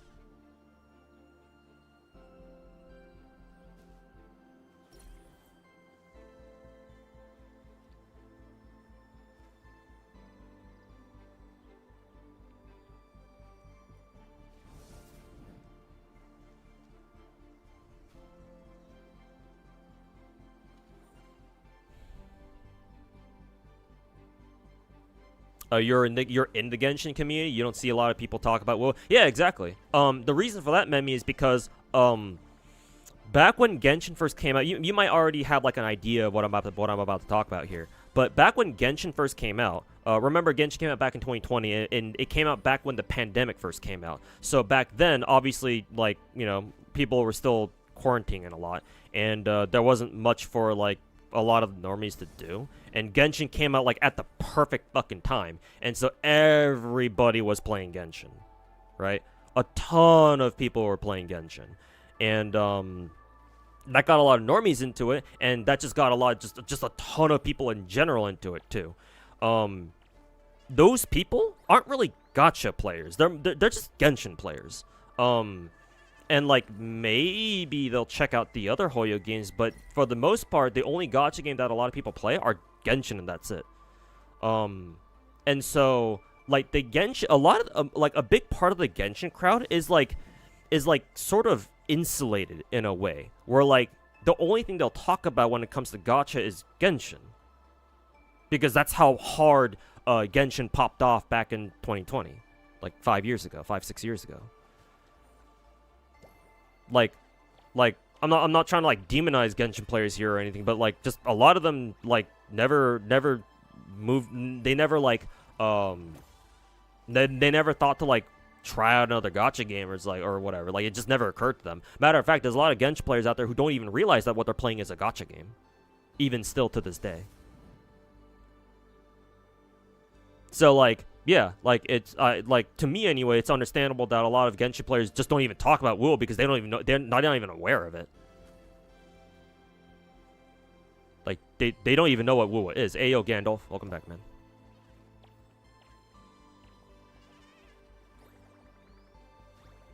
Does Enfield reset same time as OG? No, Enfield resets at 1 a.m. my time, same as all the other big 4 gachas.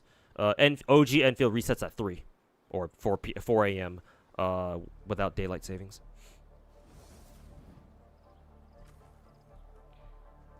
Enfield doesn't run on Linux, so you're still safe from gacha.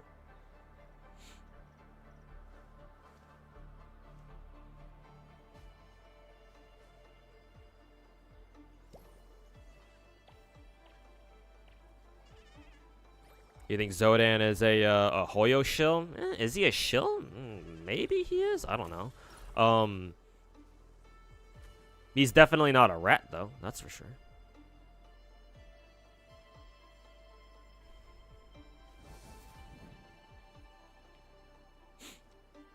Other gachas like a foreign endeavor for a lot of people. Genshin is. Yeah, no, you're totally right, Memi. Yeah, no, you're completely right. You're right on the mark with that one. Yeah, no. And I don't blame the people who think that way either. Where do I start? Gacha games are a huge investment. I don't know how familiar you are with me, Memi, as a content creator, but so let me just introduce myself to you real quick. I've been playing gacha games for the last 8.5 years. I started playing gacha game. I first picked up gacha games back in 2017 with a gacha game called Fate Grand Order. I don't know if you ever heard of that game. But I've been playing these kinds of games for fucking 8.5 years. Currently, I play 19 different gachas, and I main every single one of them. Well, not totally accurate. There's one gacha game that I haven't had the chance to really try out, called Duet Night Abyss. One of these days, I'll finally get around to actually trying it out. But for now, for now, officially, I play 19 different gachas. 19. You didn't hear me wrong. I didn't stutter. As far as like Western content creators go, like CCs who make content on gacha games specifically, I am the single most experienced content creator when it comes to gacha games. You will not find a better guy than me, at least over here in the Western Hemisphere, in the West, just in general. As far as English-speaking CCs go, that is. Who knows more about gacha games than me? There might be some people who come close, or some people who may claim that they know more, but, you know. Beware false prophets. And as someone with that kind of gacha resume, for lack of a better phrase, I can tell you that even one gacha game is a huge investment. Like any single gacha game, no matter how casual it is, that's a huge investment to your average gacha player. Because most gacha players are casual as fuck. Because, okay, guess what? Gacha games are kind of designed that way. At least, you know, most of them. Most people play gacha games very casually. They're not like Taboro. They're not like me, where they fucking grind these kinds of dog shit games every single day, day in and day out, and get all the content. I was like, no, most people don't treat gacha games like that. They don't see gacha games like that. They don't even play gacha games like that.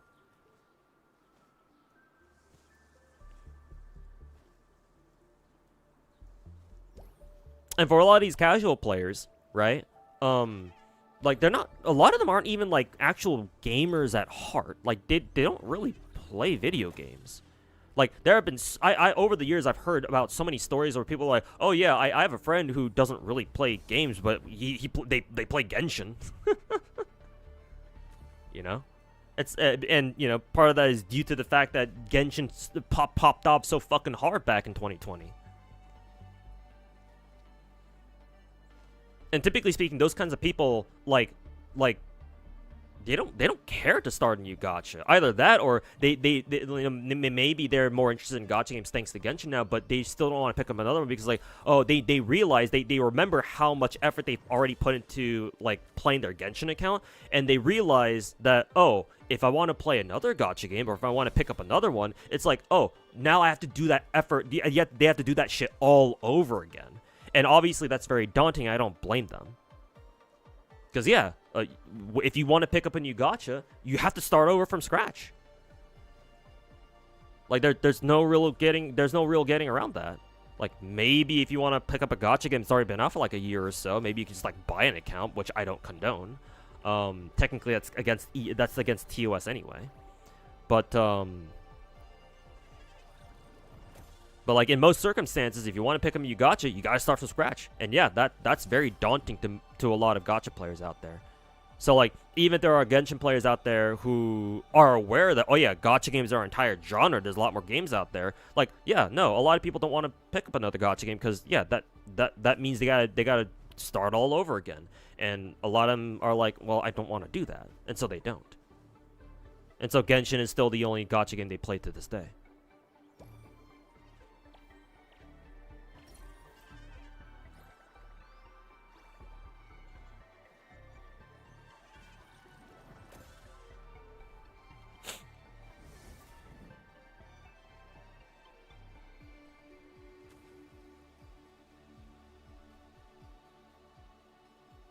How many do I play again? Well, the Enfield is up to 19. Well, I play NTE, yes. NTE is on my docket of gachas to pick up. A former Fate guy? Former?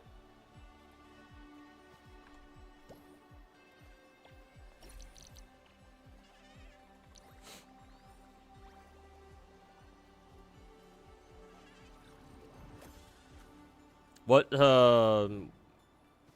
quick question, Faye James. What makes you think I quit FGO?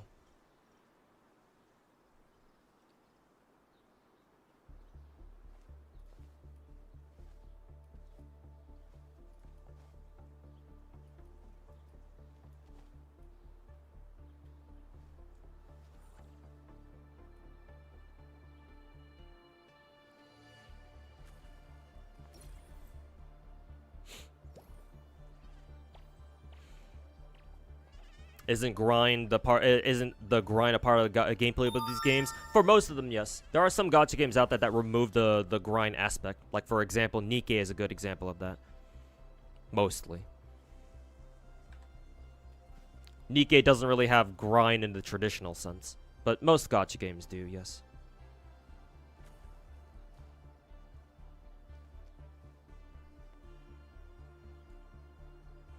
You've gotten demonized before for supporting lazy devs. Genshin, your first gacha, saw that Tabara's followers didn't like them and called so-called Hoyo slop. Do you personally think they're slop? I'll answer your first comment first, Memi. All gacha games are slop. As someone who's been playing these kinds of dog shit gacha games, let me make it very clear. I think gacha games are trash. That doesn't stop me from thinking they're pretty good trash though, right?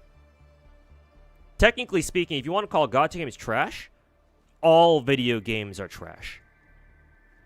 Like, why are any of us playing video games, bruh? What are we doing wasting our time playing video games? We could be spending our time so much better, like, by fucking going out there making more bank. Well, what do you mean you need time for entertainment? What do you need? You want time to play your stupid fucking nerdy video games. You know, how about you pick up a fucking side hustle and make some more cash that way? Don't people care about money too? Gacha games are trash, but all video games are trash. All video games are a fucking waste of time. So by that logic, who the fuck cares what you play? Play whatever the fuck you want.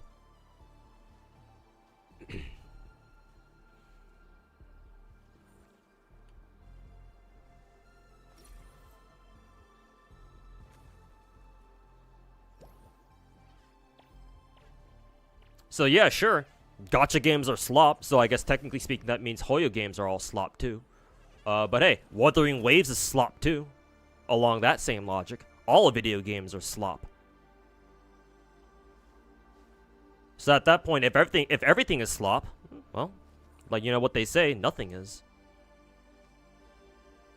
Do I play the Hoyo games myself? I mean, if you want me to pull up all 3 of my accounts, then I can for you. Actually, I'm actually kind of curious to see if my computer can actually handle all of the big 5 gachas. But first, real quick, for those of you wondering if I'm able to keep up with FGO here, real quick. Actually, I'll exit out of Arknights for now. I'll pull it up later. If I even will bother with that.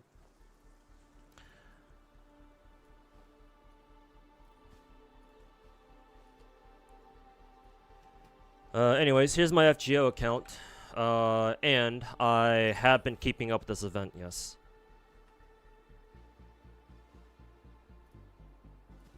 I just have the challenge quest for the Samurai Remnant collab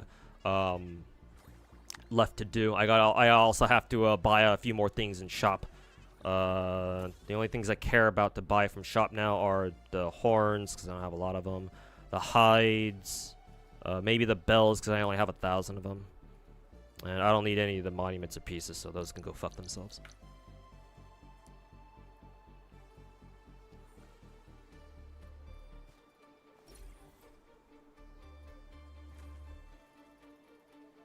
In case you're curious about what my account looks like, just servant-wise, then here you go. I have 1, 2, 3, 4, 5, 6, 7, 8 level 120s. Technically 9, but I don't have enough servant coins to get Lartoria to 120 yet. Apparently, this year we should get the servant coin, the Appen expansion where we get A4s and A5s. And they'll revise or they'll give us extra servant coins. So I'm kind of relying on that to so that I can take Lartoria to 120. But once we get that update, I'll immediately get Lartoria to 120, and I'll decide who I want to take to 120 next. Who's my max bond 15? I have a couple. Suzuka's one. Obviously, the Tamamos are bond 15. Castoria is not bond 15 yet, surprisingly. KOL is also not bond 15 yet, but she's getting close. Morgan's not bond 15 yet. Ark is still only like halfway through. Oh, Yang Yuhan is bond 15. So I think I have... Let's see. Oh, Shiki's almost getting to is pretty close to bond 15 actually. But as for actual bond 15s, 1, 2, 3, 4. Not too many, not too many because I've had to back off on farming, bond farming a lot ever since what, 3 years ago? God, it's been 3 years.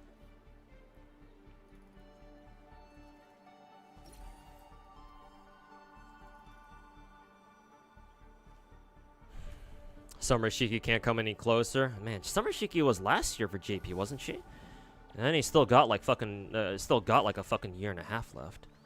That's gonna be something.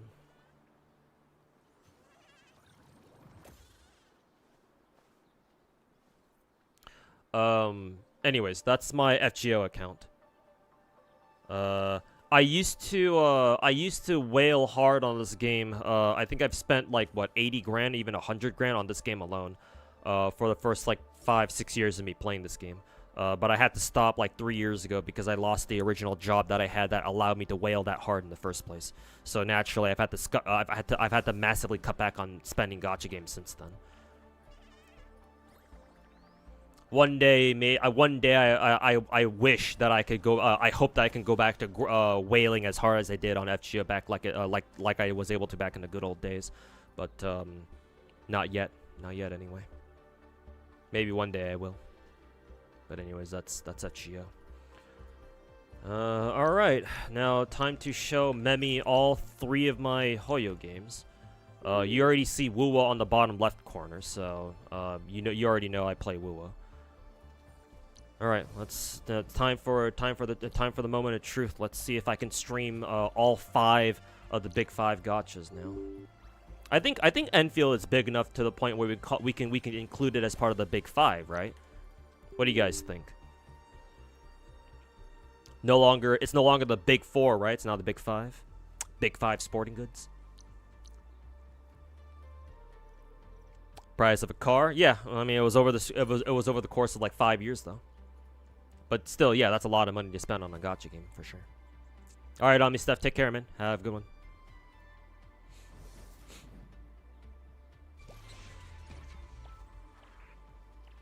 Was it a 3? No, if you're talking about, I think I know what you're talking about. The fight that you're talking about. No, it was a 1 turn. Because the strat against that Herc fight was you wanted to 1 turn him with the Berserker Kintoki, and then Basically, we were resetting for a Kintoki Berserker Buster Brave Chain with all crits on it, and if he was at MP5, there was a chance you could 1 turn the Herc fight. But no, I remember that.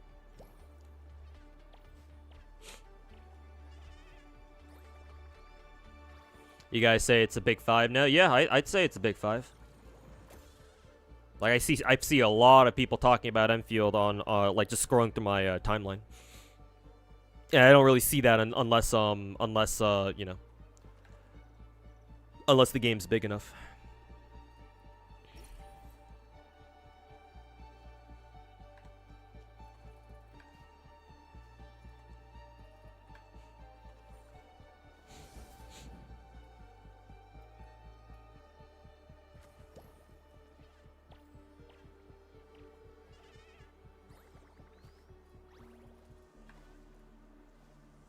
At Star Rail Flashbang.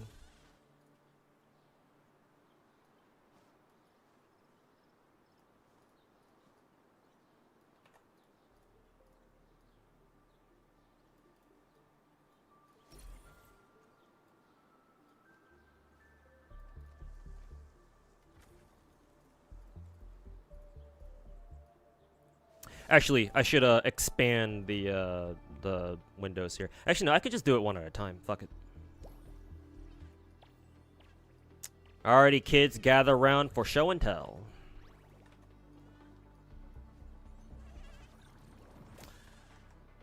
All right, Memi, let's talk. Let's go over my Genshin account.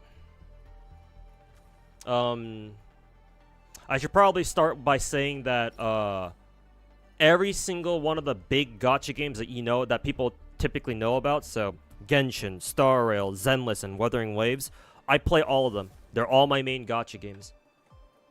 I play every single one of them. I grind out all the content for each and every game. There's no exception. I get all the endgame stuff done too. You name it. So, here's Columbina.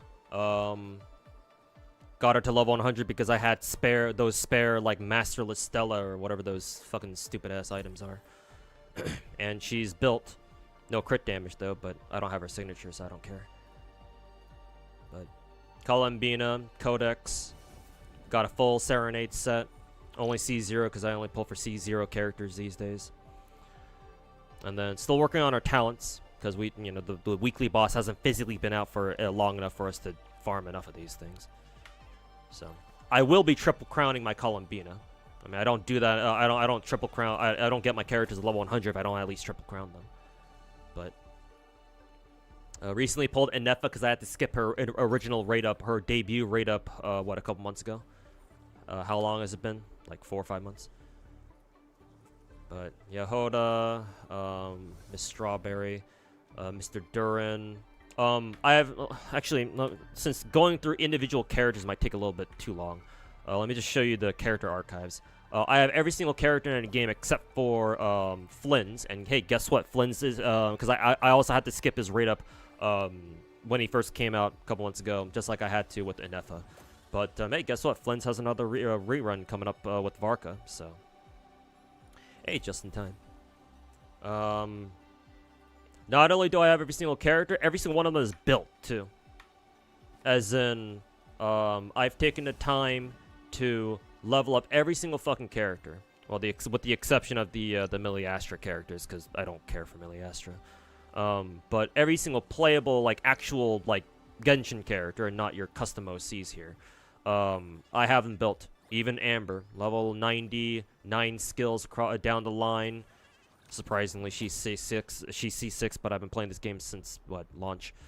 This is like week one players, so basically got her to C6 eventually. Just buying her copies from Star Glitter Shop.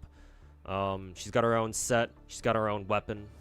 I think technically she'd prefer Favonius Warbow, but I gave her Elegy just because.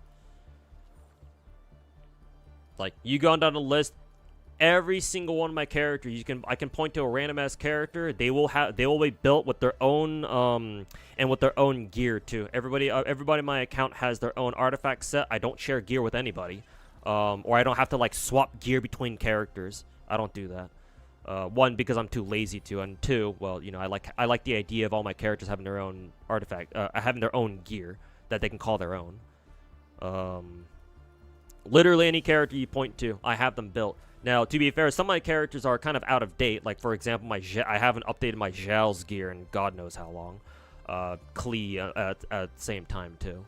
But I do at least keep up with every single new character that I pull for. To give you an idea. So that's Genshin.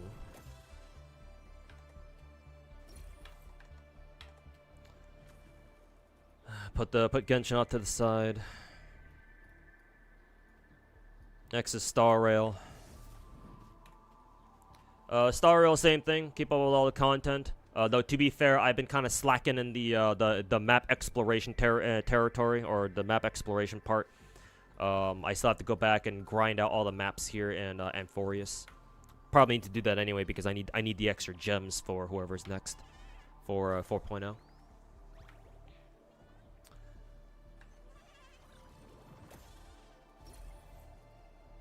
But same thing here. Have most of the characters built, pulled. There are some characters I'm still missing in this game, though, to be fair. Let's see, where's my data bank? I think I'm still missing like 3 characters, I think. Yeah, these 3. Because I had to skip all 3 of them, too. I hear Rappa will finally get a fucking rerun with 4.0. So, make sure to pull her.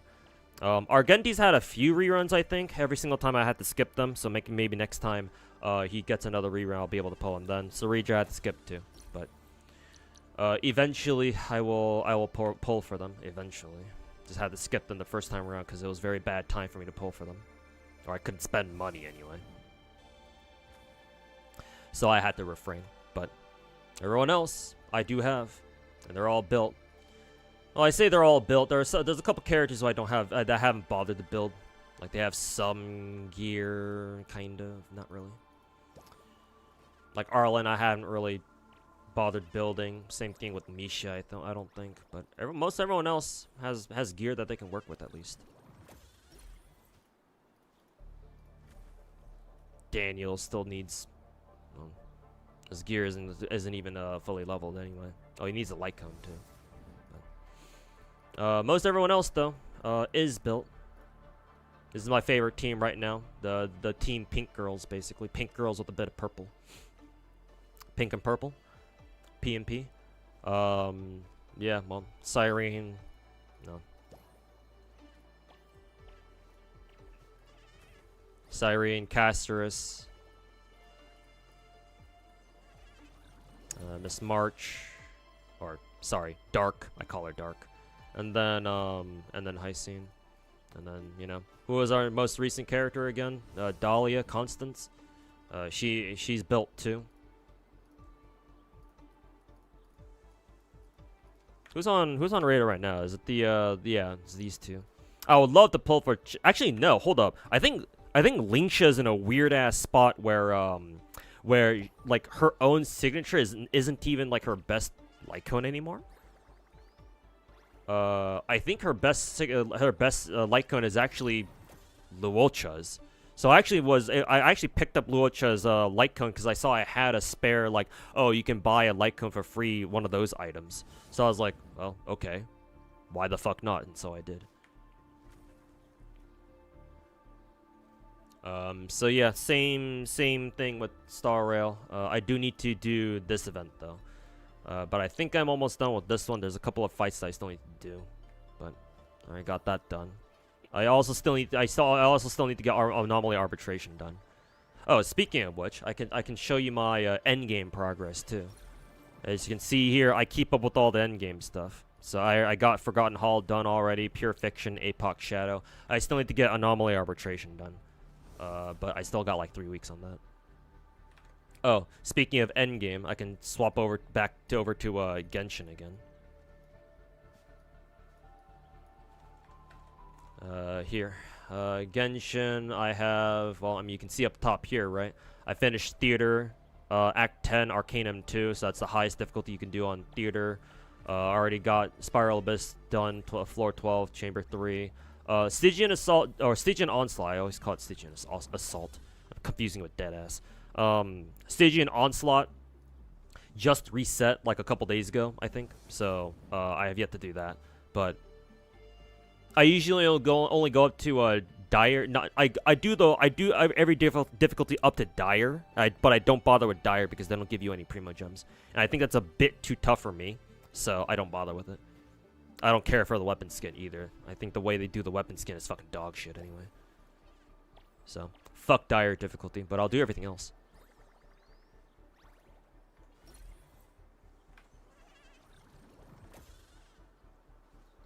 And then lastly, last but certainly not least,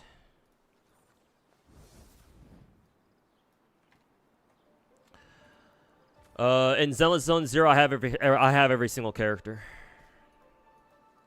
Don't gotta worry about any missing roster members here. I just finished building Zhao, so I can finally start using her. Finally start playing her. Her stats are kind of shit though, because I think she wants at least like 27k or up to 27k. But it's as good as it gets for right now, unless I somehow get her some better disk drives. Let's see. Oh, my Soldier 11's finally usable, because she hasn't been for like the longest time. But now I finally got her a decent set that she can work with for now. Stats aren't the best, but you know what can you do when her signature's fucking Brimstone? Still got to get all her skills to 11s across the board, but. And I still need to get her the rest of her buffs here. Still need 2 more, so that'll probably take me like another week. But my Bernice is all ready to go. Swapped her over to her best set now. Got her M1 from the event this patch, where we got a free character, or I say free, but it was part of the spending event, I think. But I spent that on Bernice. Also picked up her signature. Because out of the options we had there, I think Bernice was my favorite. So that, and she got a buff. So yeah. Speaking of buffs, she's also buffed out. She was the first one I buffed out, and now she has her signature. Now she fucking wrecks house. But yeah, same thing here. Every single one of the characters that I have are, well, not all the characters are built. All the characters that have stars next to them, they're the ones who are built. Well, Ellen, I had to give her Brimstone over to Soldier 11, so now I have to give her something else. So for right now, she's gonna stick with the Cannon Rotor, though I think Cannon Rotor is not exactly great. It's just stat stick mainly. Let's see. But yeah, everything here is good to go. Endgame. I just got Shiyu defense done earlier this morning, I think, because I think it reset today? Today's Friday, right? Yeah. So I just did it. Same thing with the Stygian Onslaught. I don't care for the S+ ranking because that's a bit out of my reach. But I'll do up to S ranking, and that's exactly what I can do. Ignore the 0 here. I already got 25k score on this map with my first team, which was Lucia, Jufufu, and Yishuan. I just reset it because I thought maybe with how well my my Yexinguang team did on first fight, I was like, huh, maybe I can try seeing if I can get like another team to do this. But I've yet to figure out like what the proper team is for this. I kind of wonder if you're supposed to use Banyue for this, like a Lucia, Jufufu, and Banyue team. I don't know what team you're meant to use here, but my Yishuan team got it done, so. That's all that matters. So that's Shiyu defense. I can go over here to Deadass. And, yep. 9-star deadass. I've been able to 9-star every single deadass cycle we've ever had. And then I think there's one more endgame mode. It's called Threshold Simulation. I still need to get around to doing that. Hopefully I don't forget to do that. It's up here. It's back at the temple. But I was able to get one route of Threshold Simulation done. I need to finish the other routes because there's like multiple routes in this thing.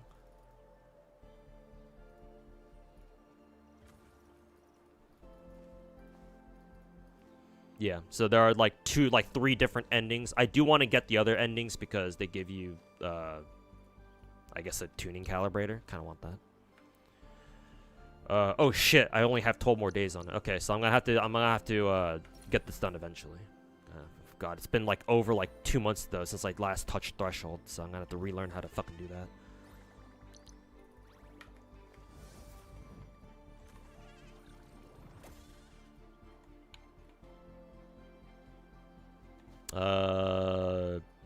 But yeah. I'm pretty proud of my Ye Xingguang build. It's pretty solid, I think.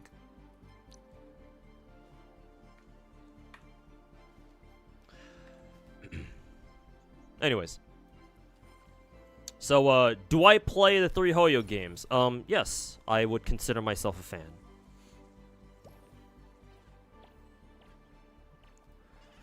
Why, yes, I do dabble a bit in some of the Hoyo games. Why do you ask? Oh, and because I have Wuwa up on the second side too, and to prove that I'm not just a Hoyo shill, I'm also a Wuwa shill too.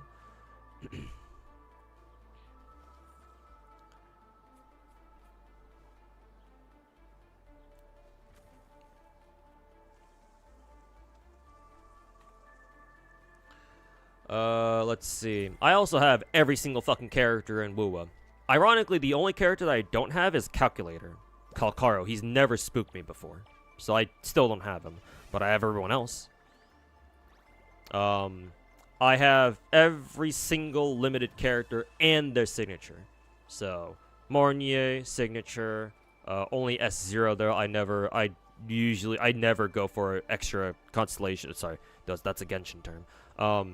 I don't go for resonance chains for characters. I hear Mornier S1 is like the best fucking S1 in the game. But I also have every single character in the game, so for me, I don't know if it's going to matter. Maybe it might. I don't know. We'll see. But for now, it doesn't really interest me. Lene, signature. Yuno, signature. Chisa, signature. Chuyuan, signature. Actually, do not have his signature. He's an exception. But I was told he doesn't need it, so I was like, okay, sure, I'll save some money here. But he's got Emerald at Genesis anyway, so it's pretty good. But Galbrina signature, Augusta signature, Frolova signature, Lupa signature, Cartwheel signature, Lupa signature, Zanny signature, Cantarella signature, Brant signature, Phoebe signature, Rossia's signature, Carlotta signature, almost called her Phoebe, fucking Camellia signature, Shorekeeper signature, Sheng Liao no signature because he was free, so I decided not to go for a signature either. So I have two guys who don't have their signatures yet. Probably never will, but we'll see. Zeji signature, Jeji signature, Changli signature plus her skin. Jinshi signature plus her skin. What's her fucking name again? Oh yeah, Yinlin. Yinlin's signature, and finally, this dude. Jian's signature. They're all built, by the way, but I think you could already guess that. Oh god, Wu was fucking suffering hard, though, because it's unoptimized as fuck. That and I have like fucking 4 of the games running at the same time. Yeah, Wu is one unoptimized piece of shit, bro. You fucking kidding me?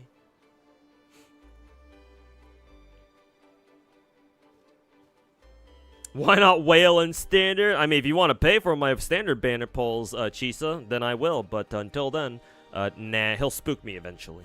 I'm sure. What was my old job? A boring ass 9 to 5 office job. That's it.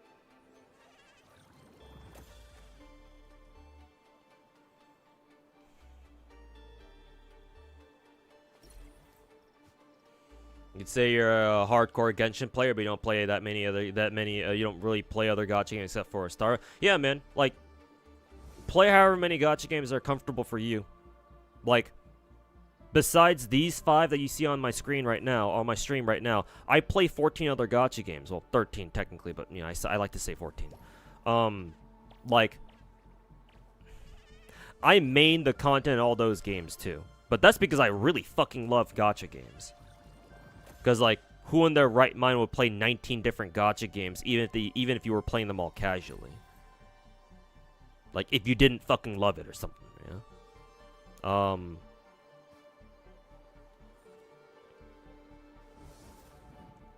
Like, everyone should know their limits. Everyone should only play out however many gacha games that's comfortable for them. You shouldn't play more gacha games than you can handle because, you'll get burnt out of them real fucking quick. The more gachas you play, the faster most people are gonna get burnt the fuck out.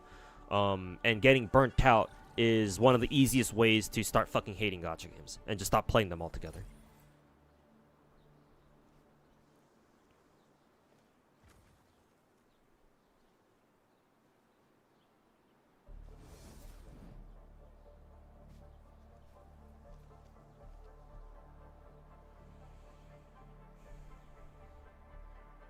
Wuwa's got a spending event just like Zenla's Zone Zero. How does St. Tondas feel about this? Okay, well. Enough of me flexing all my other accounts. Man, I almost need to go soon, and I haven't even touched Enfield at all. Holy fuck.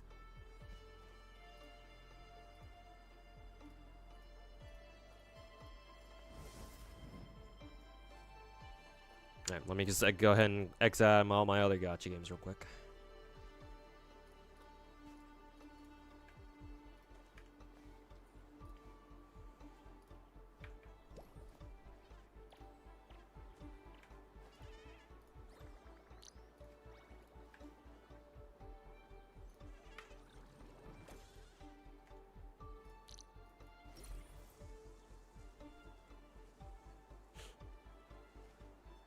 Enfield seems cool, but do you think it's a cultural mashup like Genshin and FGO? What do you mean by cultural mashup? What does that mean? What do you mean by that?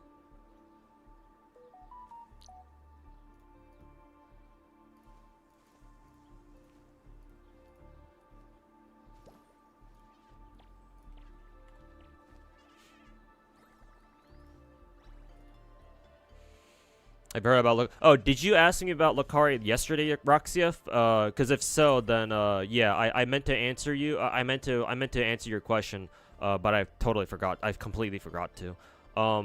Even if I did answer your question, I would have back yesterday. I would have told you like, no, what's going on with Lucari. But then yesterday, when I was going around working, doing my side hustle gig, I saw on Twitter. So now I do. Yeah. Not sure what I can say about that. Other than, yeah, I guess it was nice knowing Lucari.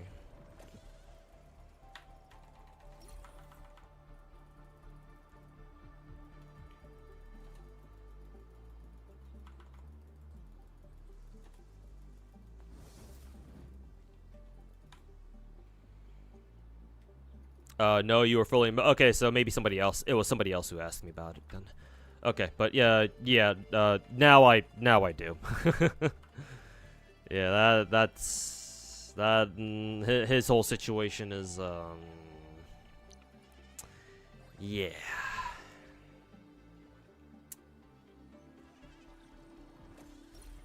Yeah, it ain't looking good. I ain't no professional, I ain't no professional streamer, but it ain't looking good, Chief. That much I can say.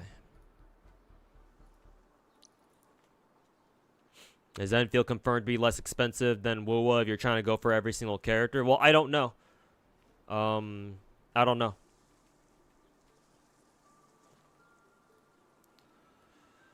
That's one of the many things that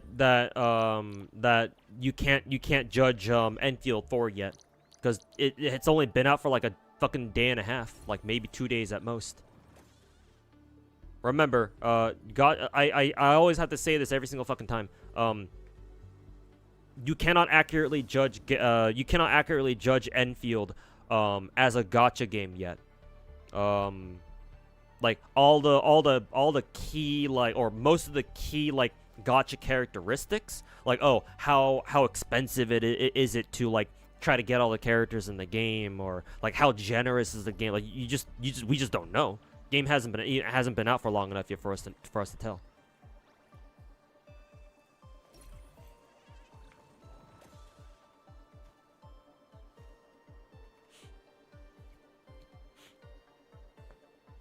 Hey, yo, Mid-Peace, welcome back, man. Well, no, that's why you said gem income aside, if you just want to buy your gems. Well, I mean, if you want to take a look at the shop, then where's the shop here?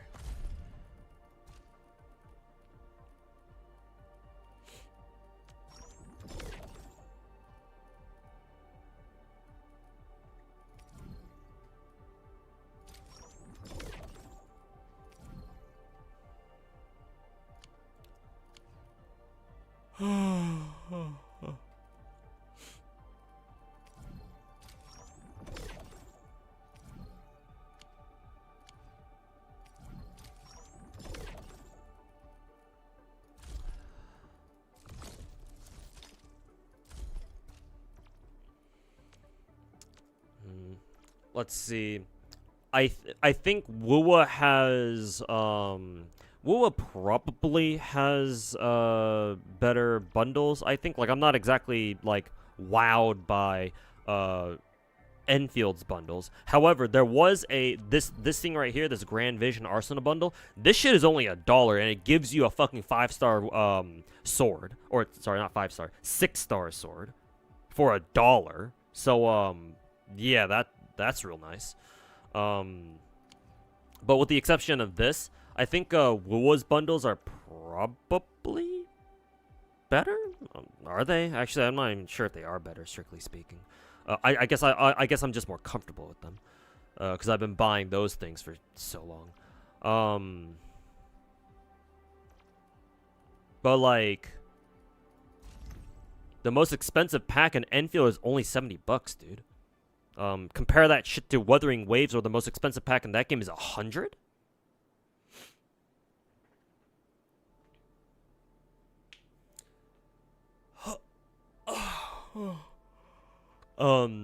To be fair, I don't know what the value is for the packs.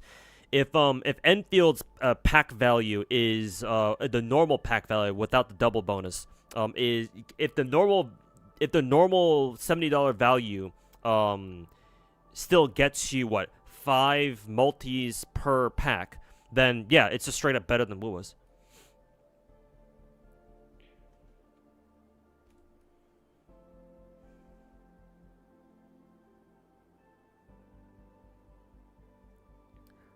Got that bundle for like 6 yen. I think I know how you did that.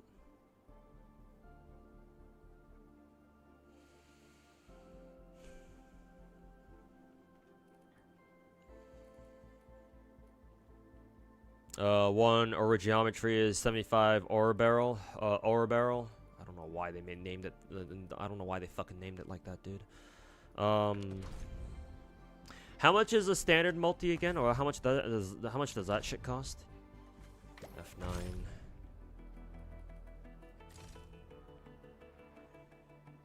Let's see, 3. I think each multi costs like 5K, right? Unless the limited banner costs more. It could, but I don't. Assuming that's not the case. If it's 5K per. So pull up the calculator real quick. 5K divided by 75. 75 isn't even 5K isn't divisible by 75. What the fuck? Okay, so you need about 67. What is it? Originite Prime or whatever the fuck they're called in this game. How much does the shop give you? 194.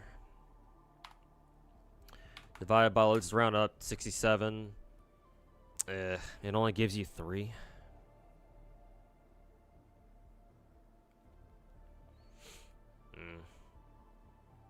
At this point, then I'm not. Then I'm not. I'm not entirely sure.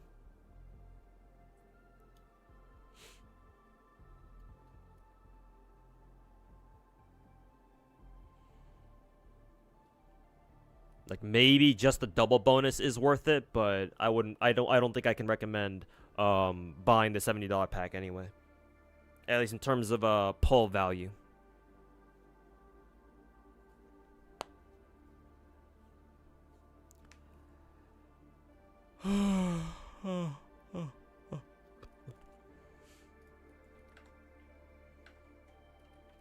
Okay, what else do I have to do in Wuwa? I think I have to go mine.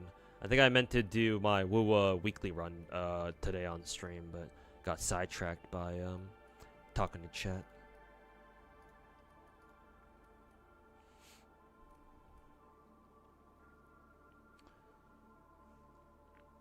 Have you been liking Enfield so far? Hey, I like it a lot, dude. Like, it's great. I'm enjoying my time. It helps that I was able to pull Surtr, so that certainly helps.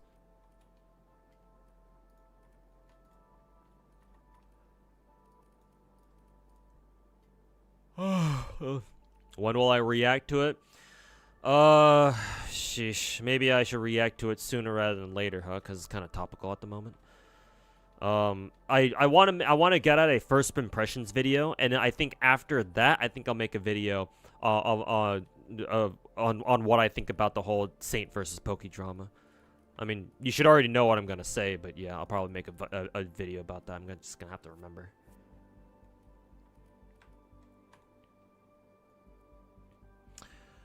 Also, there are packs in the top-up site that aren't in-game, but are they like actually good? Like, are they actually like solid value, or like is it just gonna be the same shit as in-game? Because I think somebody said like, oh, you can get like a certain pack for this much on the store, but I was like, huh, looking at that, I don't know, like what, you get a 5% discount? Oh boy, it's like whoop de fucking do, I guess. What drama again? Oh, Pokey made a video basically like calling out the rats without actually like calling them out directly. It could even be that Pokey made a video where it's like his intention wasn't even to aggro the rats. Like, it wasn't like he was trying to target the rats or anything. It's just the rats, like Saint Tontus, saw his video and it immediately assumed that Pokey was talking about them.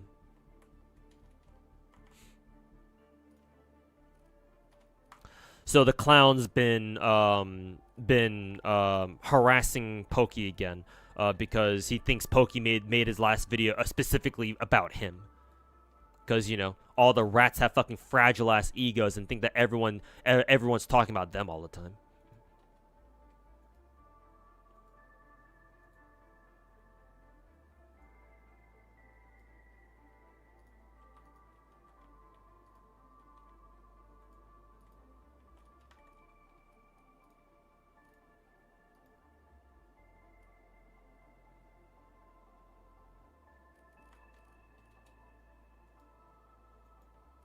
Oh, I already farmed the rocks here.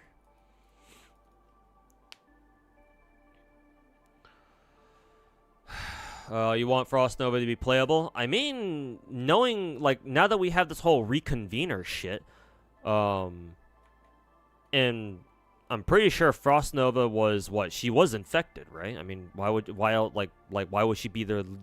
Why would she have been one of the leaders of Reunion if she wasn't?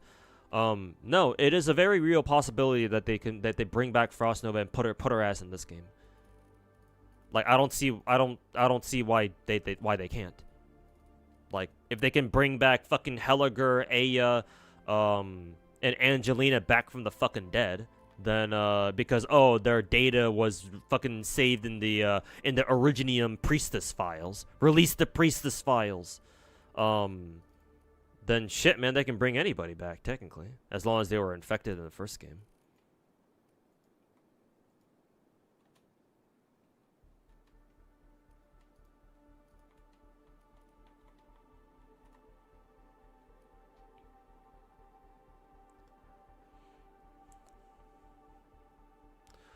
$100 for 60 pulls. That's kind of insane. Let's see, $100 for 5. I wouldn't call it insane, but it's definitely higher than average value because the industry standard since Genshin came out has been $100 for 5 multis or 50 pulls, basically $20 per multi. Because Genshin popularized that back when it came out. So that's why you see all the other big gachas basically do something similar. Well, Enfield not quite, but up to Wuwa certainly.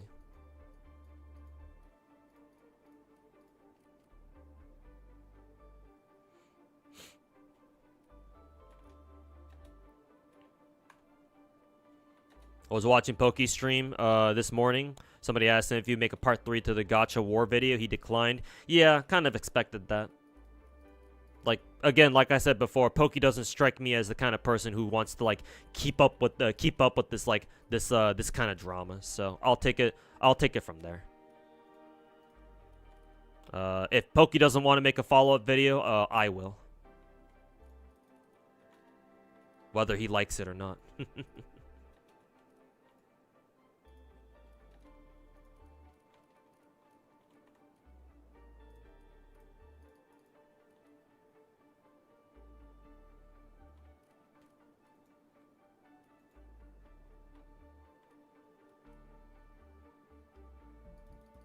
Don't care about lore, you just want Frost Nova. Well, lucky, you're in luck because lore supports the possibility that you can get Frost Nova.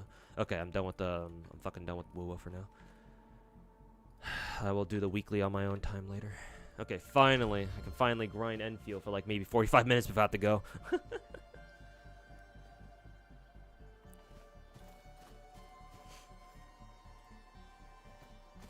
YouTube chat is right. Technically, Frost Nova did join Rhodes Island right before she died. I mean, even if she didn't, it's like, well, Originium isn't exactly the rock cancer isn't exactly, you know, the rock cancer is apolitical. They just save everybody, unless well, actually, now that we know Oripathy or the whole Originium shit was like fucking what, invented or some shit by the Doctor and his priestess like wife. I don't know. Maybe they can. Also, why did my my base production shit stop? What's going on here?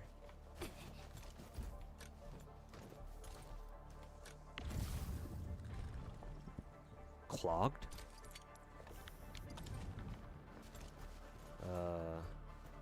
Why the fuck is this shit clogged, bro?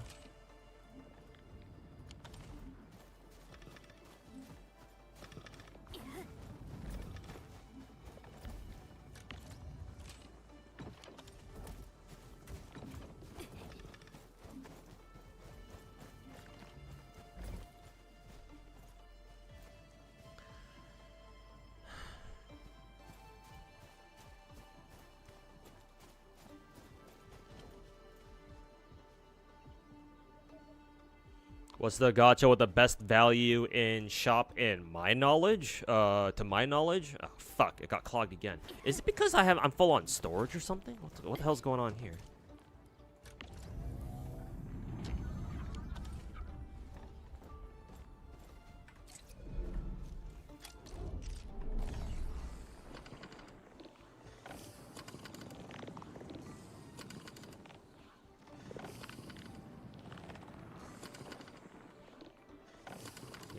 I don't get any fucking I don't get this fucking factory shit. So I'm gonna have to get the tutorial done at some point. Oh, oops, I have to press caps lock to exit. I keep forgetting. Okay, what do I want to work on now?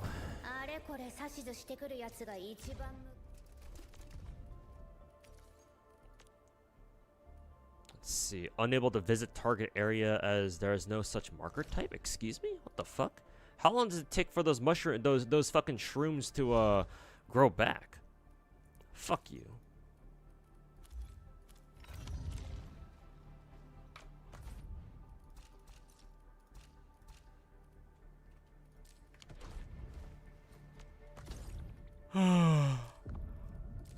Oh god.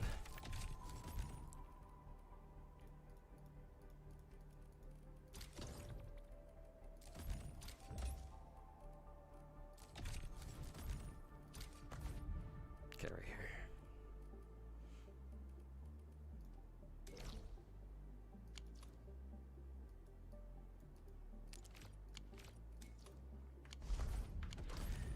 Okay, we'll just take the scenic route then.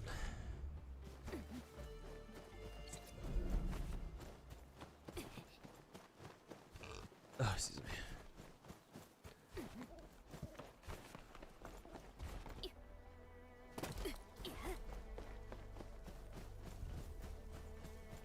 Check if depot is filled up. Yeah, it's probably filled up.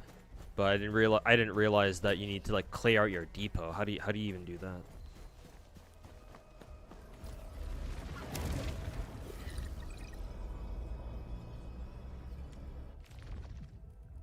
今回集めるデータをか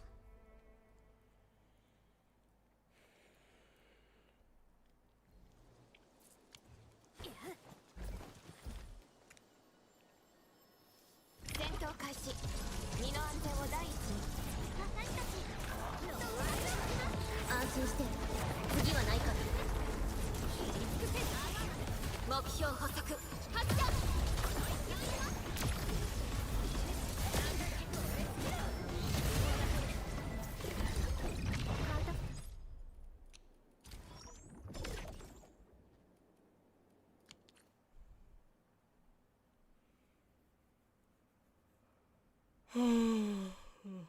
Can you automate the plant gathering in this game? That I don't know. If you're talking about like planting stuff in your ship and then auto farming that, I don't know.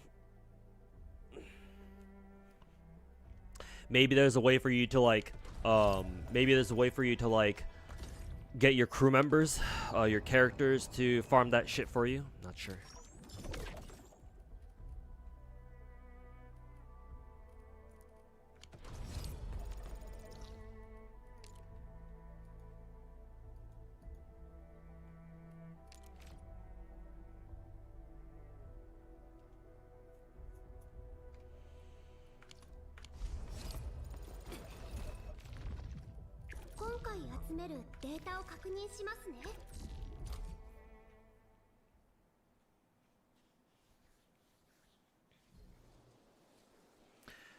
You pay somebody to make your base optimal. Not a huge fan, and it's clogged so often. Look for blueprints. Try to see if there's like a blueprint you can copy and just use to you know, build your base.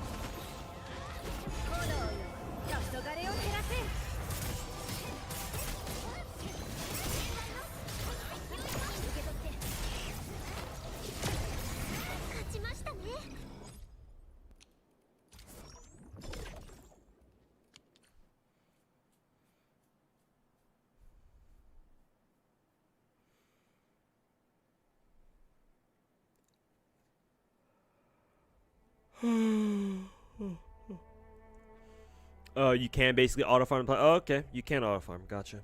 That's nice. Oh, fuck. Maybe you can ask to borrow for a blueprint. He can do it for you. I know, right? if he wants to help the community that badly, maybe he can start by making a blueprint and sharing it so that people can just copy it. Complete 3 simulate. Oh, these things. It wasn't talking about the things where you spend whatever. Ew, these things. Okay, fine. I'll do a fucking simulation. I'll do a fucking tutorial. This game has its own version of relics artifacts. I think it does, but the way they work is very different from what you're used to.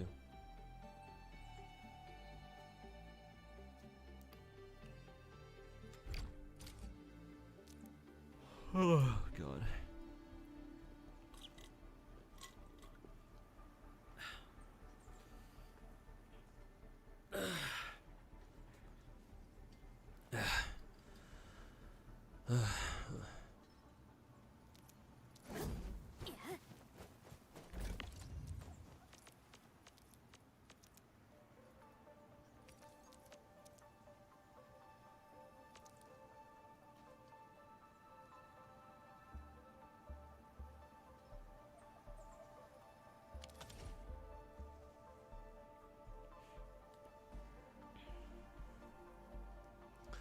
Even Sky JLV is giving out blueprints. I mean, yeah. I mean, Sky JLV is cool. He's a Nikkei content creator, but I'm sure he's playing Enfield right now.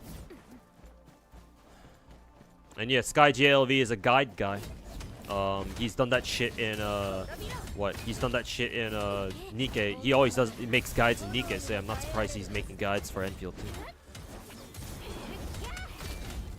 Love that we can see not Jupiter in the background of Titan. You mean the ringed planet? It's not Jupiter because it's got a ring formation. So if there's something you want, if there's a planet you can liken it to, it's more like Saturn.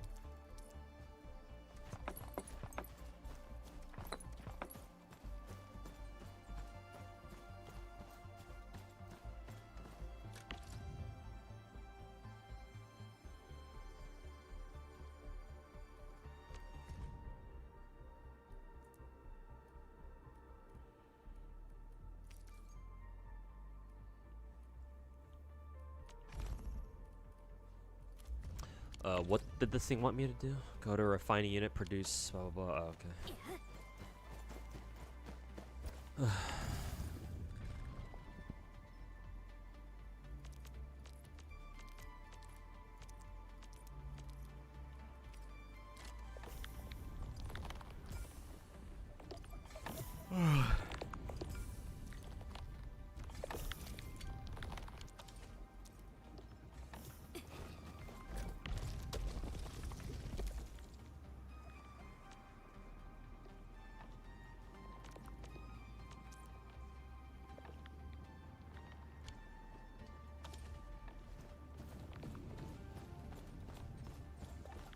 Now use the shredding unit. Okay.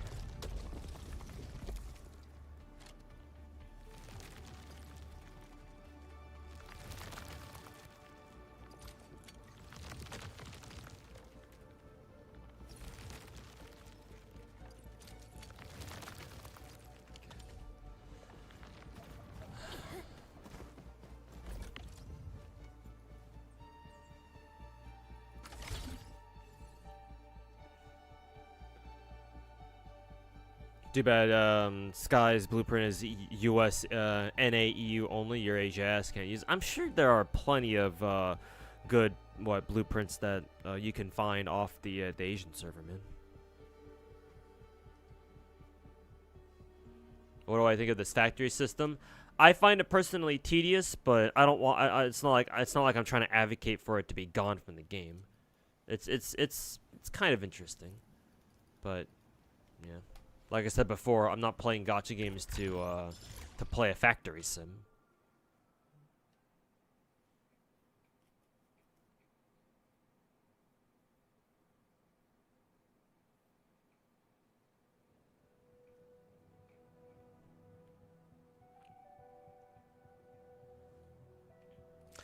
Okay, got another tutorial done.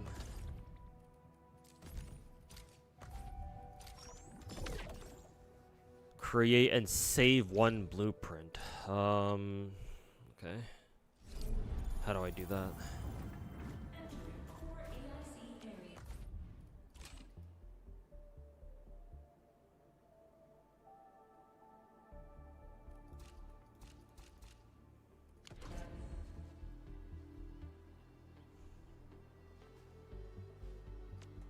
I wonder if there's a tutorial for blueprints.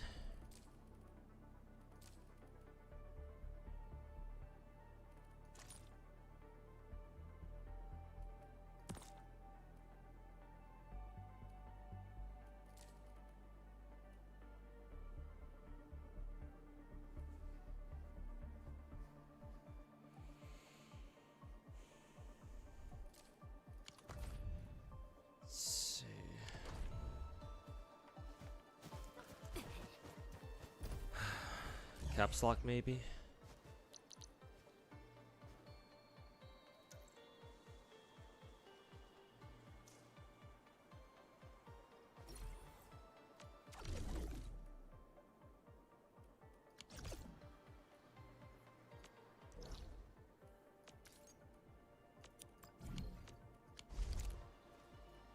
Ah, right here.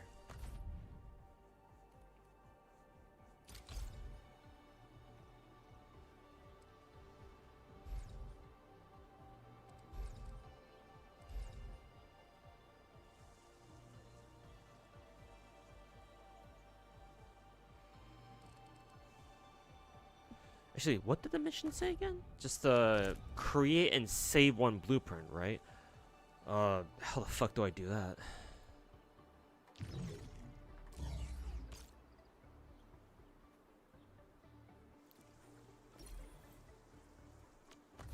F1.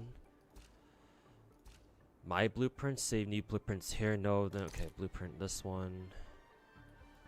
Oops.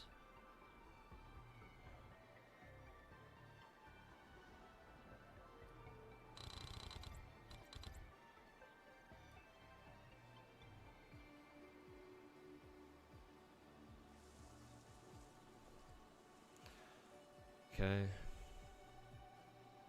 Control S is to save blueprint. Okay.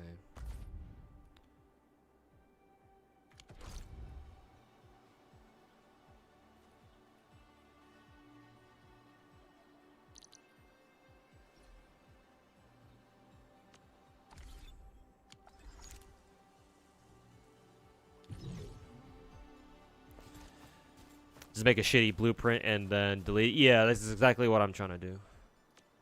I'm trying to see if I was able to get it done yet or not. Okay, yeah, there we go. Now I can just delete the dog shit blueprint later. Let's see, 5-star weapon, some gacha currency.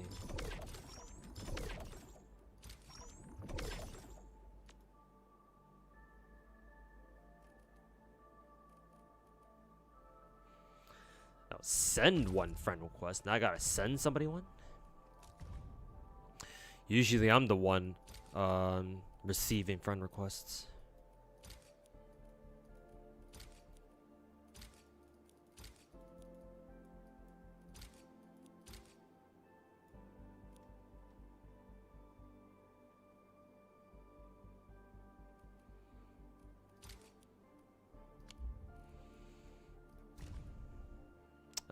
I don't know. I'll just add some random dude.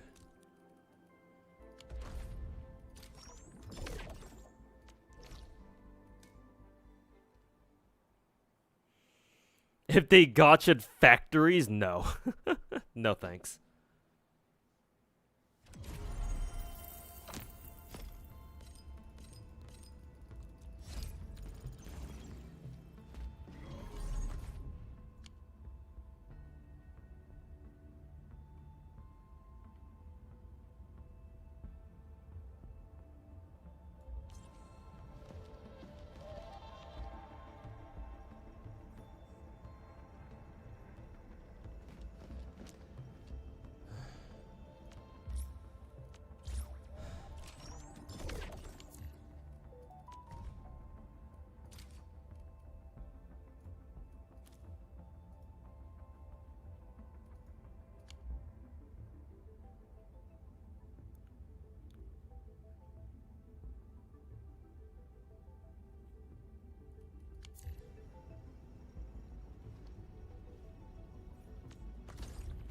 They send out survey mail. Yes, yes, you should be able to what is it? Do the survey. Because I saw it in my own mail when I first logged in today.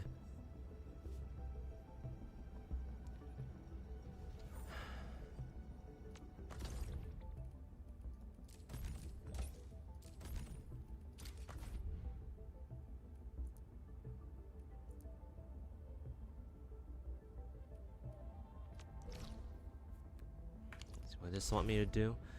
Edit the reception room operator CV wall 1 time. What the fuck does that mean? Is it this thing?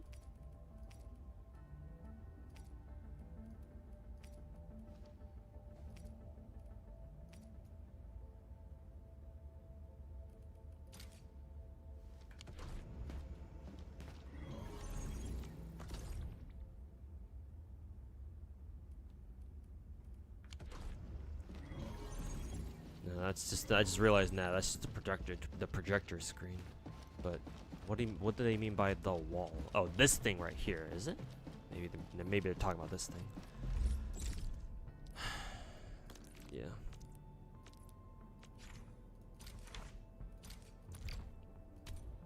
No engraved metals to place. Oh, okay, no, you gotta fucking add them. Oh.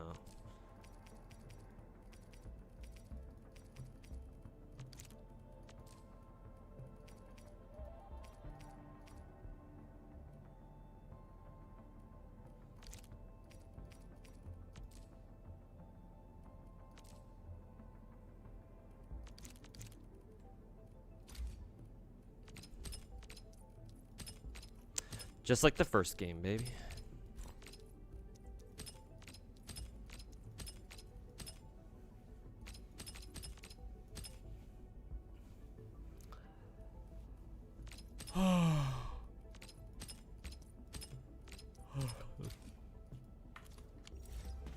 Okay, did that do it?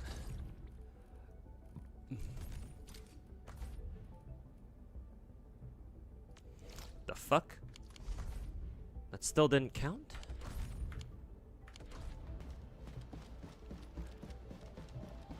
What is the what do they mean by the CV wall then?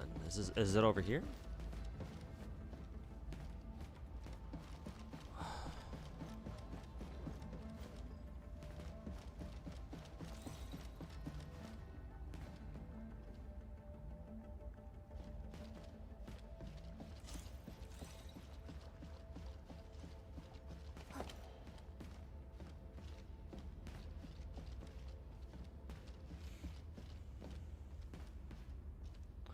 Who is the Paimon in this game? This game doesn't seem to have a Paimon equivalent.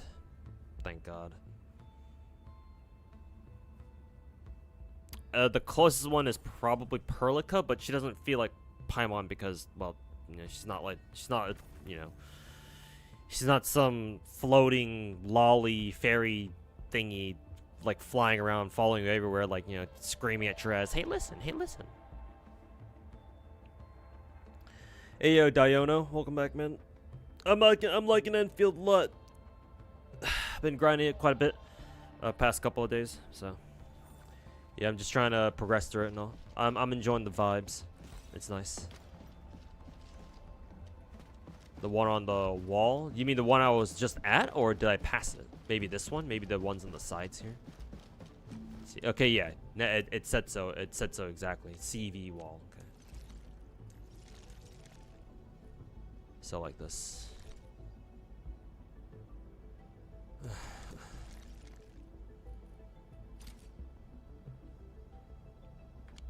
Okay, there we go.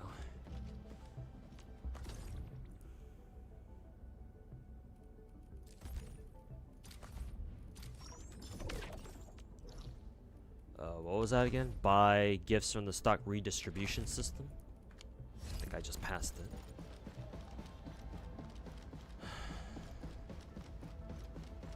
Back here, I think.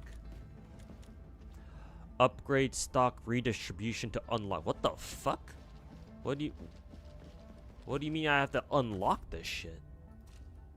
Fucking excuse me? How do I do that then?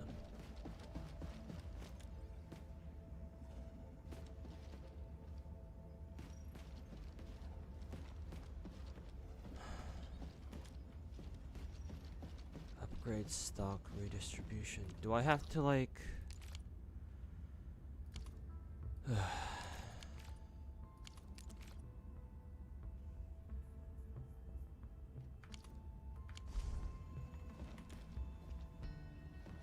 upgrade it to unlock? Okay, so what? How do I fucking upgrade it then?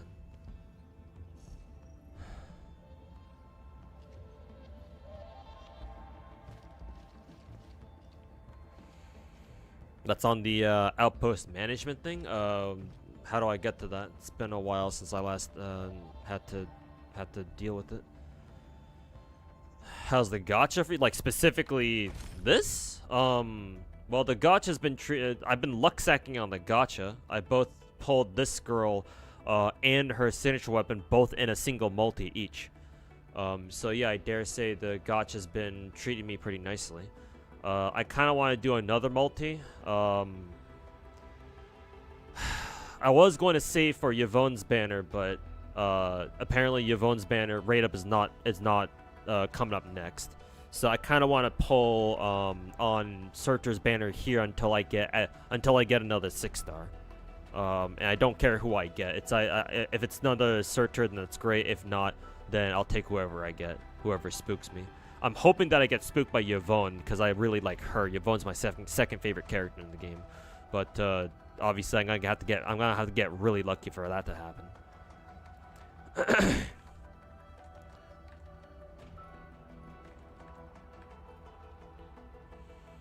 Which mission? Let's see.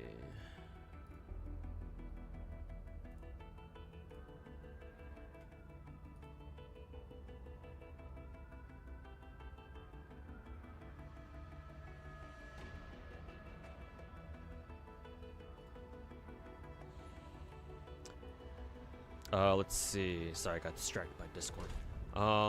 This one right here. F7. Go here. This one. Buy gifts from the stock redistribution system and give one gift to any operator aboard the Dijiang. I'm at the stock redistribution thingy here, I think. But then it says I have to upgrade it in order to unlock it. Unless I don't actually have to do that. Unless I can just give a gift to an operator right away. But I don't think I have any gifts at the moment.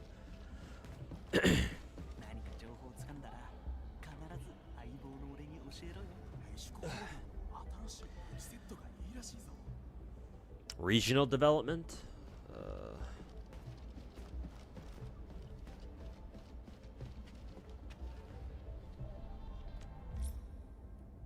Maybe this thing? Is it this thing? Control Nexus or whatever?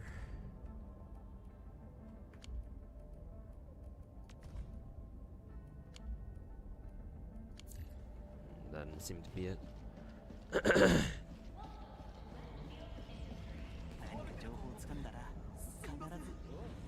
Why was Fob trying to gacha Yvonne when it's not even on banner? Because she's a character. She's a limited character.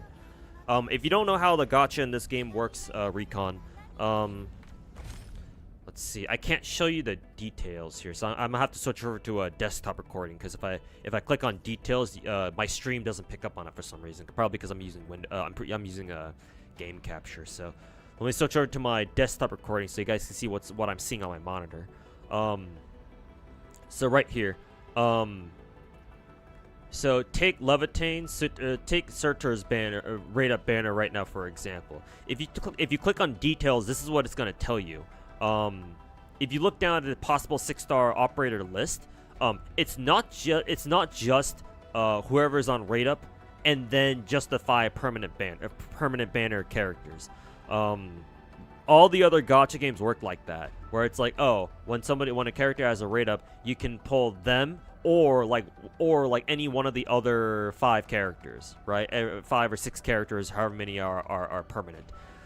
This game, it's a bit different, where you'll notice that there are 2 names up in front, Gilberta and Yvonne. I also call Gilberta Angelina because that's what she was called in the first game, because she's from the first game. The first 3 names here are all limited characters. These 5, Ember, Lifeng, Ardelia, Lastrite, and Pog, I'm calling him Helliger, I'm not calling him that. These 5, the last 5 are permanent characters. The first 3 are limited characters. The reason why Angelina and Yvonne are here is because Enfield's gacha has a mechanic I like to call gacha loitering or gacha lingering, where once Surtr's rate up is done in like 16 or 15 days, after her own rate up is done, she's not gonna exit completely from banner. Instead, how Enfield's gacha works is that once Surtr's banner is done, whoever rotates in after her, apparently the next rate up character will be Angelina, or Gilberta if you prefer calling her that. Angelina will rotate in as like the rate up character, but Surtr won't go away completely. Instead, she'll just cycle back in. She'll just cycle into being a non-rate up limited character you can pull, and has a chance to spook you if you lose the 50-50 coin flip. So basically, Fobmaster was trying to pull Yvonne because you're not supposed to have her right now. But you can but you can get her anyway if you get lucky. That, and you know, I don't blame him for doing that because Yvonne is hot. I would love to do the same thing too. As in, like, get Yvonne early. Gilberta and Yvonne are kind of like the flex characters because they're supposed to be really rare to get. Because not only do you have to lose your coin flip, your 50-50, but also you also have to hit a 2 in 7 chance that that your coin flip loss is one of these two when you're not supposed to have them yet. Because they're not on rate up yet, but they're here anyway because of the whole gacha loitering mechanic. Basically, Fobmaster was probably trying to pull Yvonne for the flex, pretty much.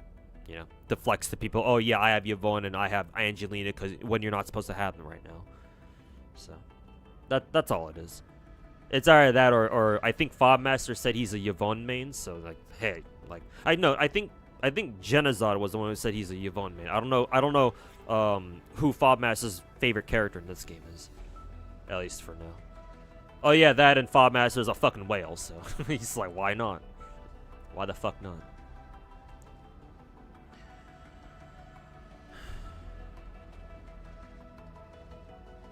Is Yvonne Enfield is Yvonne an Enfield original? Yes, she's original to this game, or yeah, she's an original character to this game. She was never in the first game. Why'd they have to pull off a GFL2 with the names? If I recall correctly, the lore of this game is such that the returning characters like Aya, she's called Ardelia in this game. They're supposed to be clones. They're called, the official term that they use for these characters, these returning characters, is called reconveners, which I guess kind of makes sense. But if I'm getting the lore right, they're strictly speaking, they're clones of their originals. Because the original characters are already long dead. Because this game is like fucking 500 years in the future or some shit. So most of the original game's roster is long dead by the you know, the time this game takes place. The one exception being this character, because this character I believe are species. They're called Sarkaz, basically demons in the first game. They're confirmed to be a long-lived species, though I think she's technically still a reconvener too, but I don't think she's a clone. I think Surtr is one of the few characters who's straight up the same character, because she lives for a long ass time. Maybe she's also a clone too. I don't know. Somebody's gonna have to check the lore on that. But most of the returning characters like Aya, no, they're dead. This is just their clone. So, strictly speaking, they're not exactly the same person, even if they are a clone, or even if they are clones of the original. So there's this whole thing where it's like, oh yeah, you know, they get to pick their own names now, because they're not exactly the same person. They're a clone, but you know, you can argue that clones are their own people too, or even clones can be their own unique person too.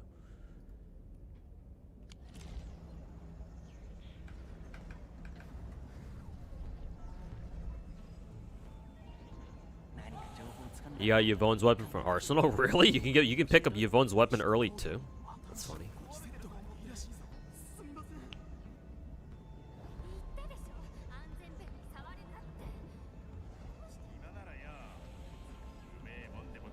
Though why Surtr changed her name to Leviteiinn, I don't know. Assuming, of course, that it's true that like she's the exact same person. Also, where is Surtr anyway? Is she up on the bridge? Because I think the last time I saw her was on the bridge. I don't know if she's still here though. Oh yeah, there she is.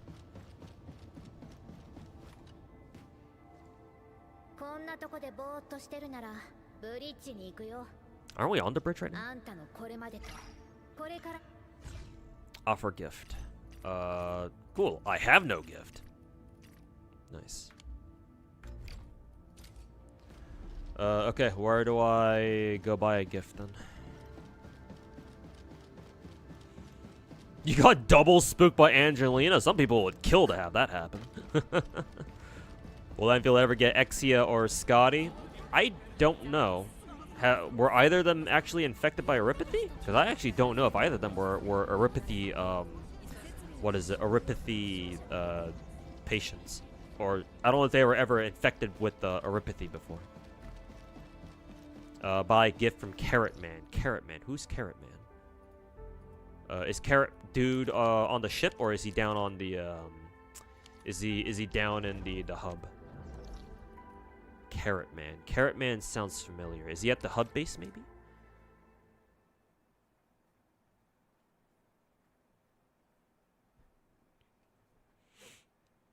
You saw old Arknights players saying they're bastardized versions of the OG Arknights. Yeah, let me guess. They also jerk themselves off over to listening to Boro, right? Oh, what's that? Is Taboro their favorite content creator? Fucking retards.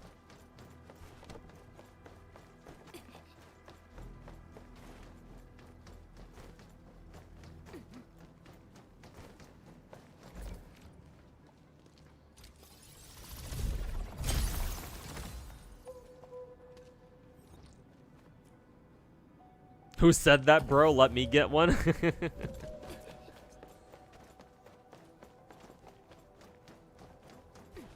Let's see. Was Carrot Dude down here? This is Rabbit Dude. Unless this is who you were talking about when you were saying Carrot Dude. Oh yeah, Lucky Carrot. Yeah, maybe it's this dude. Oh yeah, maybe it's him. Let's see. I think Surtr like this one, right? The Simonk Shawl or whatever the fuck. Let's see. I guess we can buy two of them. I'll buy them both. Okay, back to the ship.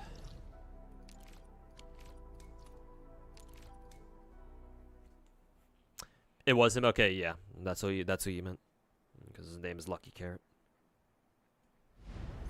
Do I get annoyed if new players call her Levitain? No, if people want to call her Levitain, that's fine. I do kind of get annoyed whenever people are like, no, her name is Levitain. You have to call her that. Stop calling her Surtr. If people act like that, then they can go fuck themselves. But if you want to call her Levitain just because that's what you prefer, and you don't mind if other people call her Surtr like I do, then yeah, we're cool.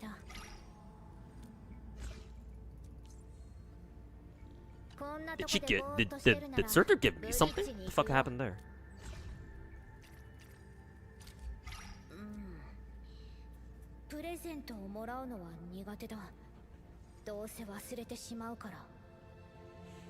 Yeah, Angelina as a reconvener makes sense because yeah, she's confirmed. She had confirmed Eripathy.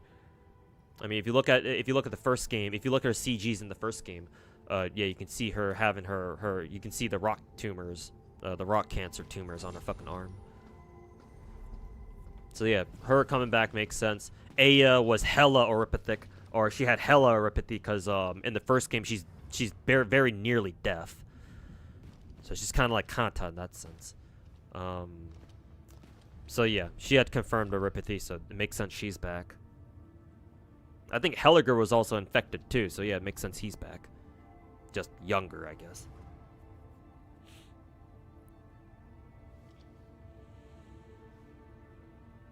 Levitain is the name of her third skill, right? There might be association with that. Well, Levitain is the name of her sword, I think, is it not?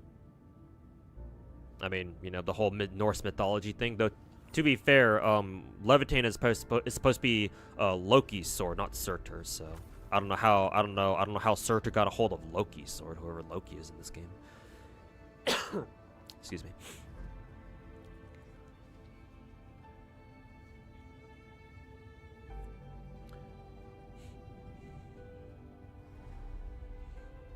Angelina's dead? Yeah, Enfield Enfield takes place like centuries into the future from the first game. And Angelina is not a her species wasn't like a long-lived species like Surtr's is. So yeah, Angelina is very nearly is dead. A lot every single old character you see in this game in Enfield, they're already dead in the first game. Like the new characters you see here, they're their clones. I think I mentioned this already before. Oh, damn. I'm already level 22. Let's see.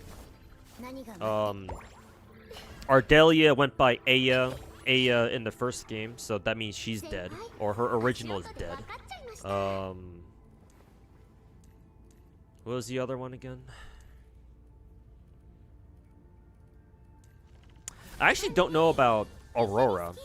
She goes by Aurora in the first game. I forget if Aurora is also a long-lived species or if she's a reconvener too.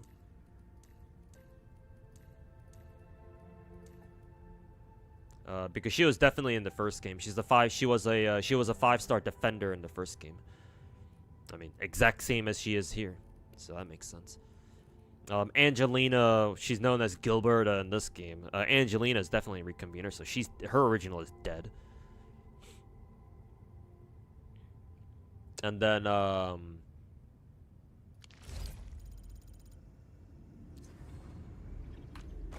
what was Helliger's name in this game? Pogranichnik? I think I get used to saying that, but I call him Helliger instead. Pogranichnik, his original name is Helliger in the first game.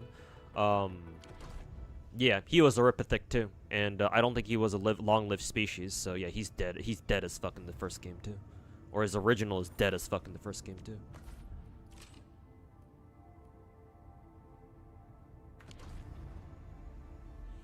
Why does Ardelia have a sheep? Great question. There was an event in the first game, a major event in the first game, where she received an alternate version, so basically Aya Alter. And that's the form she takes in this game. In her event, it was a silly little summer event, but the enemies practically traumatized the player base, because the enemies that showed up there were all like fluffy pink sheep that fucking massacred players. In game, not actually in lore, but the mechanics that event brought with it and the types of enemies it brought with it were let's just say it wasn't a fun time. The final boss of that event was basically a giant fucking sheep tornado that slowly traveled around the final maps, and you had to stop it. And there were quite a few, every single event in the original Arknights game has like a gimmick that's exclusive to that event. Or like a gimmick or two. Or like maybe like a small group of a small number of like gimmicks that are exclusive to each and every individual event. That event that we got Aya Alter in was kind of fucking annoying. And the enemies there were fucking annoying too. So if you ever see people joking about how the sheep that shows up with Aya in this game and Ardelia in this game is a fucking walking nightmare for OG Arknights players, that's why. Because they had their own event in the first game, and in that event, they fucking traumatized the OG Arknights players because of how tough they were to deal with. But that's where the sheep comes from.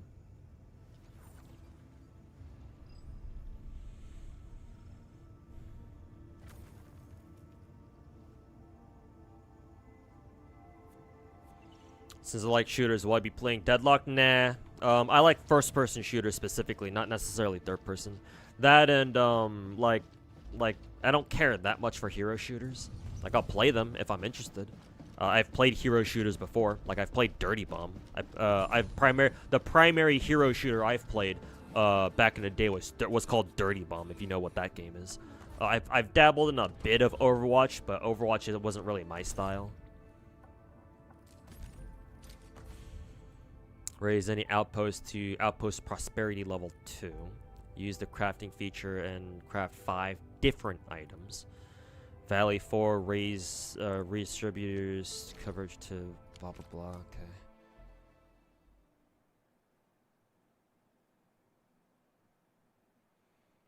Ardelia just faked her death. The Keck W, yeah, faking your death for 500 years, and quite impressive.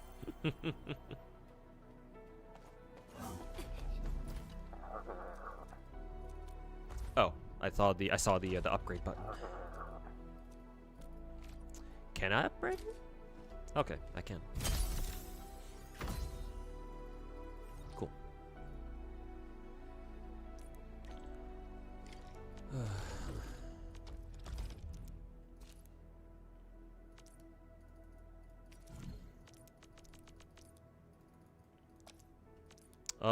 I heard about this whole elastic goods stuff. I think you want to sell your elastic goods when the price is high or something. Basically just, you know, standard stock market bullshit. Something like that. Okay. Yeah, I think one of the tips I saw was you want to start producing these elastic goods, and you want to sell the ones that are you want to sell the ones whose prices are high, I think. Or at least you want to get to that point. Something like that.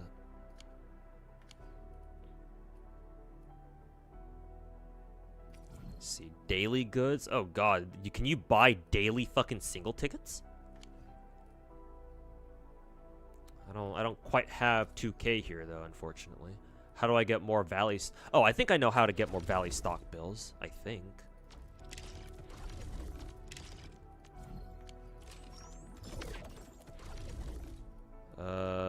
Can't I like? Yeah, I can just get more Valley stock bills like this, no?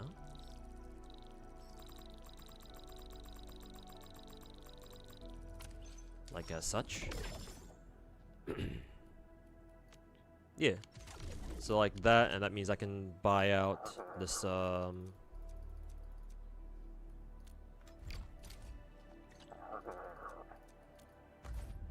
can buy this now, right? Yeah. Heck yes. Hey,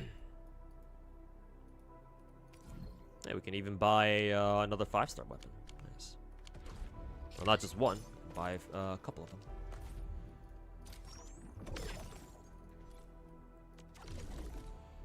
Okay. Outpost management. I gotta get this to level 2. I think we just trade all the shit, right? But I need to what is it? I need to wait a minute. Since I already sold those, can't I restart my base here?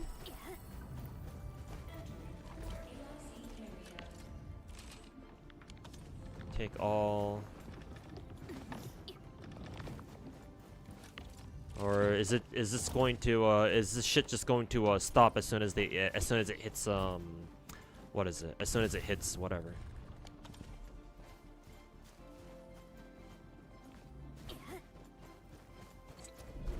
Oh, so are these things still mining? Yeah, these things are still mining, aren't they?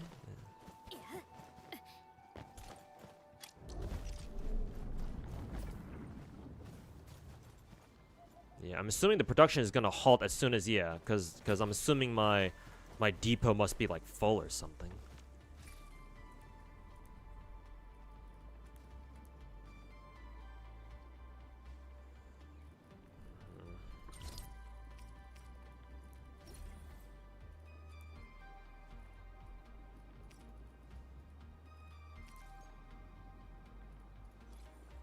Originium ore. Okay, so you can only keep up to like 8K of that stuff. Okay, yeah, 8K seems to be the what is it? Seems to be the limit, I suppose.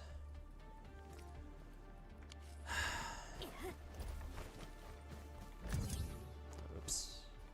Cancel.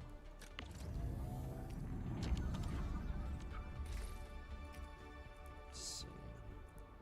I wonder if I can like somehow sell this for some shit. Is that possible?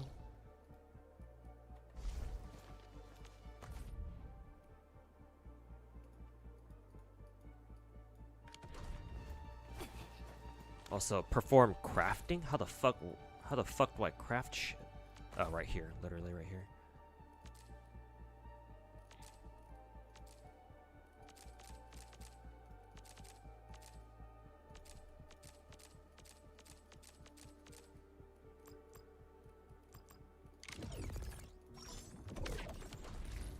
Sure, does that count? Yes, it does. And spend 120 sanity. Oh, right, I should probably dump the rest of my stamina somewhere. Where do I want to dump stamina? I think I needed more of these things. What were these things? Operating material. Material that promotes the operators to E1 or E2. Yeah, I'll need more of these things.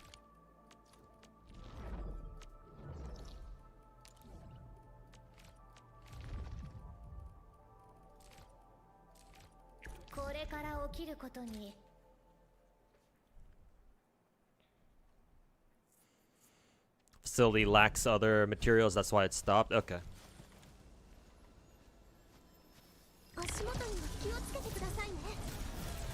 Then I'll have to deal with that later because I gotta go like right now.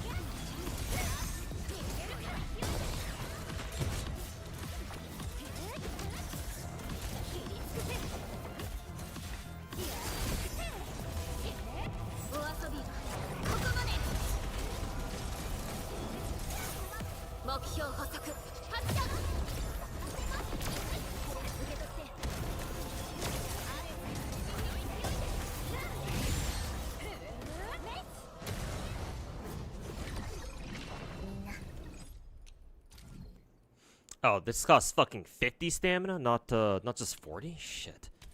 I just did that for no reason then. Oh well.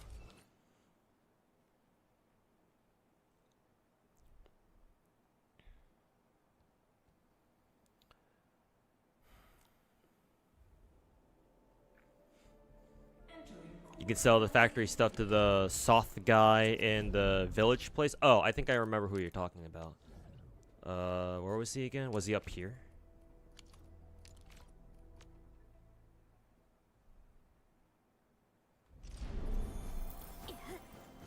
Yeah, it was this dude, wasn't it? Yeah, right here.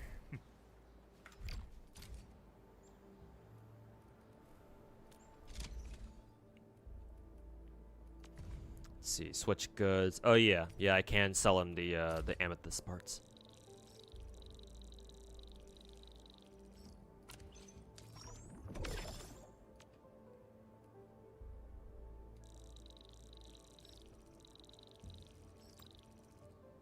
Let me see if I can get the refugee camp to level 2 just like right away. I don't know if I should sell all my amethyst parts, but I'll probably cap out on them pretty quickly anyway. Again, so whatever. There we go.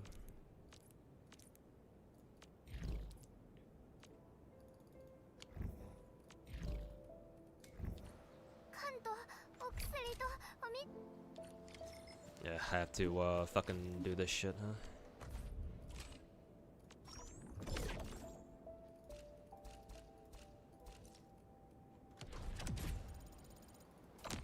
Three. Damn, that got me way past level 23 too.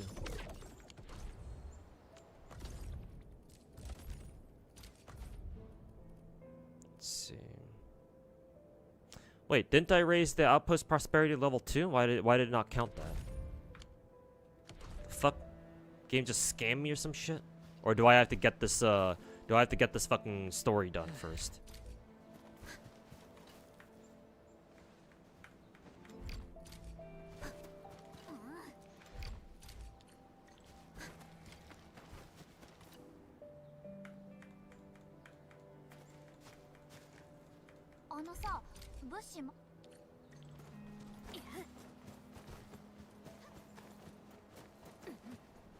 Cap is level 50, right? Maybe? I think I saw Rin, another content creator, tweet out that he hit level 50. He hit level 50. He didn't say if it was max level though. I don't know. I don't remember. Or if he did, I don't remember.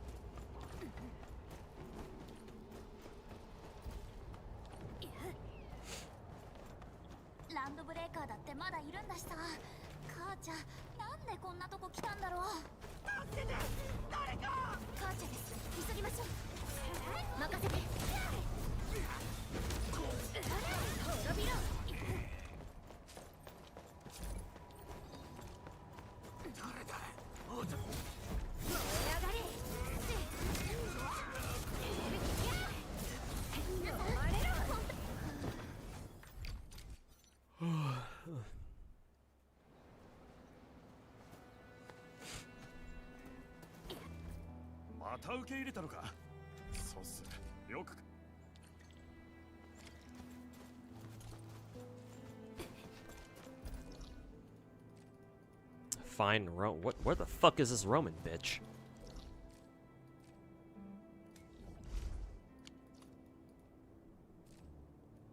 All the way the fuck down here? Ugh.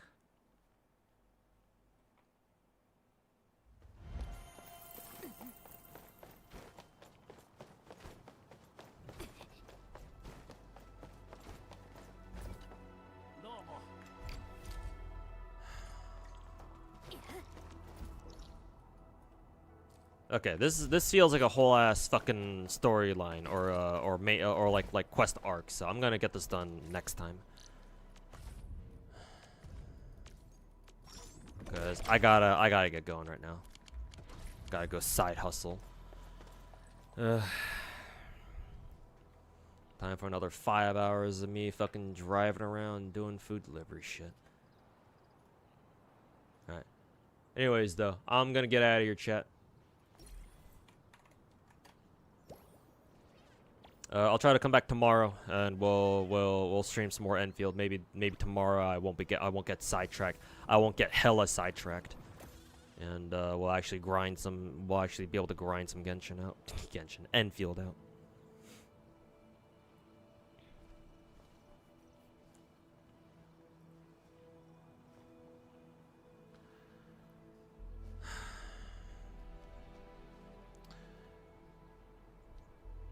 All right, I'm gonna send you guys over to Mr. Slice.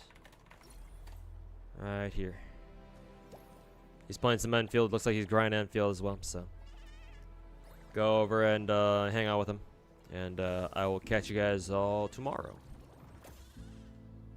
But yeah, have a good one, boys. Hopefully everyone is enjoying Enfield, and.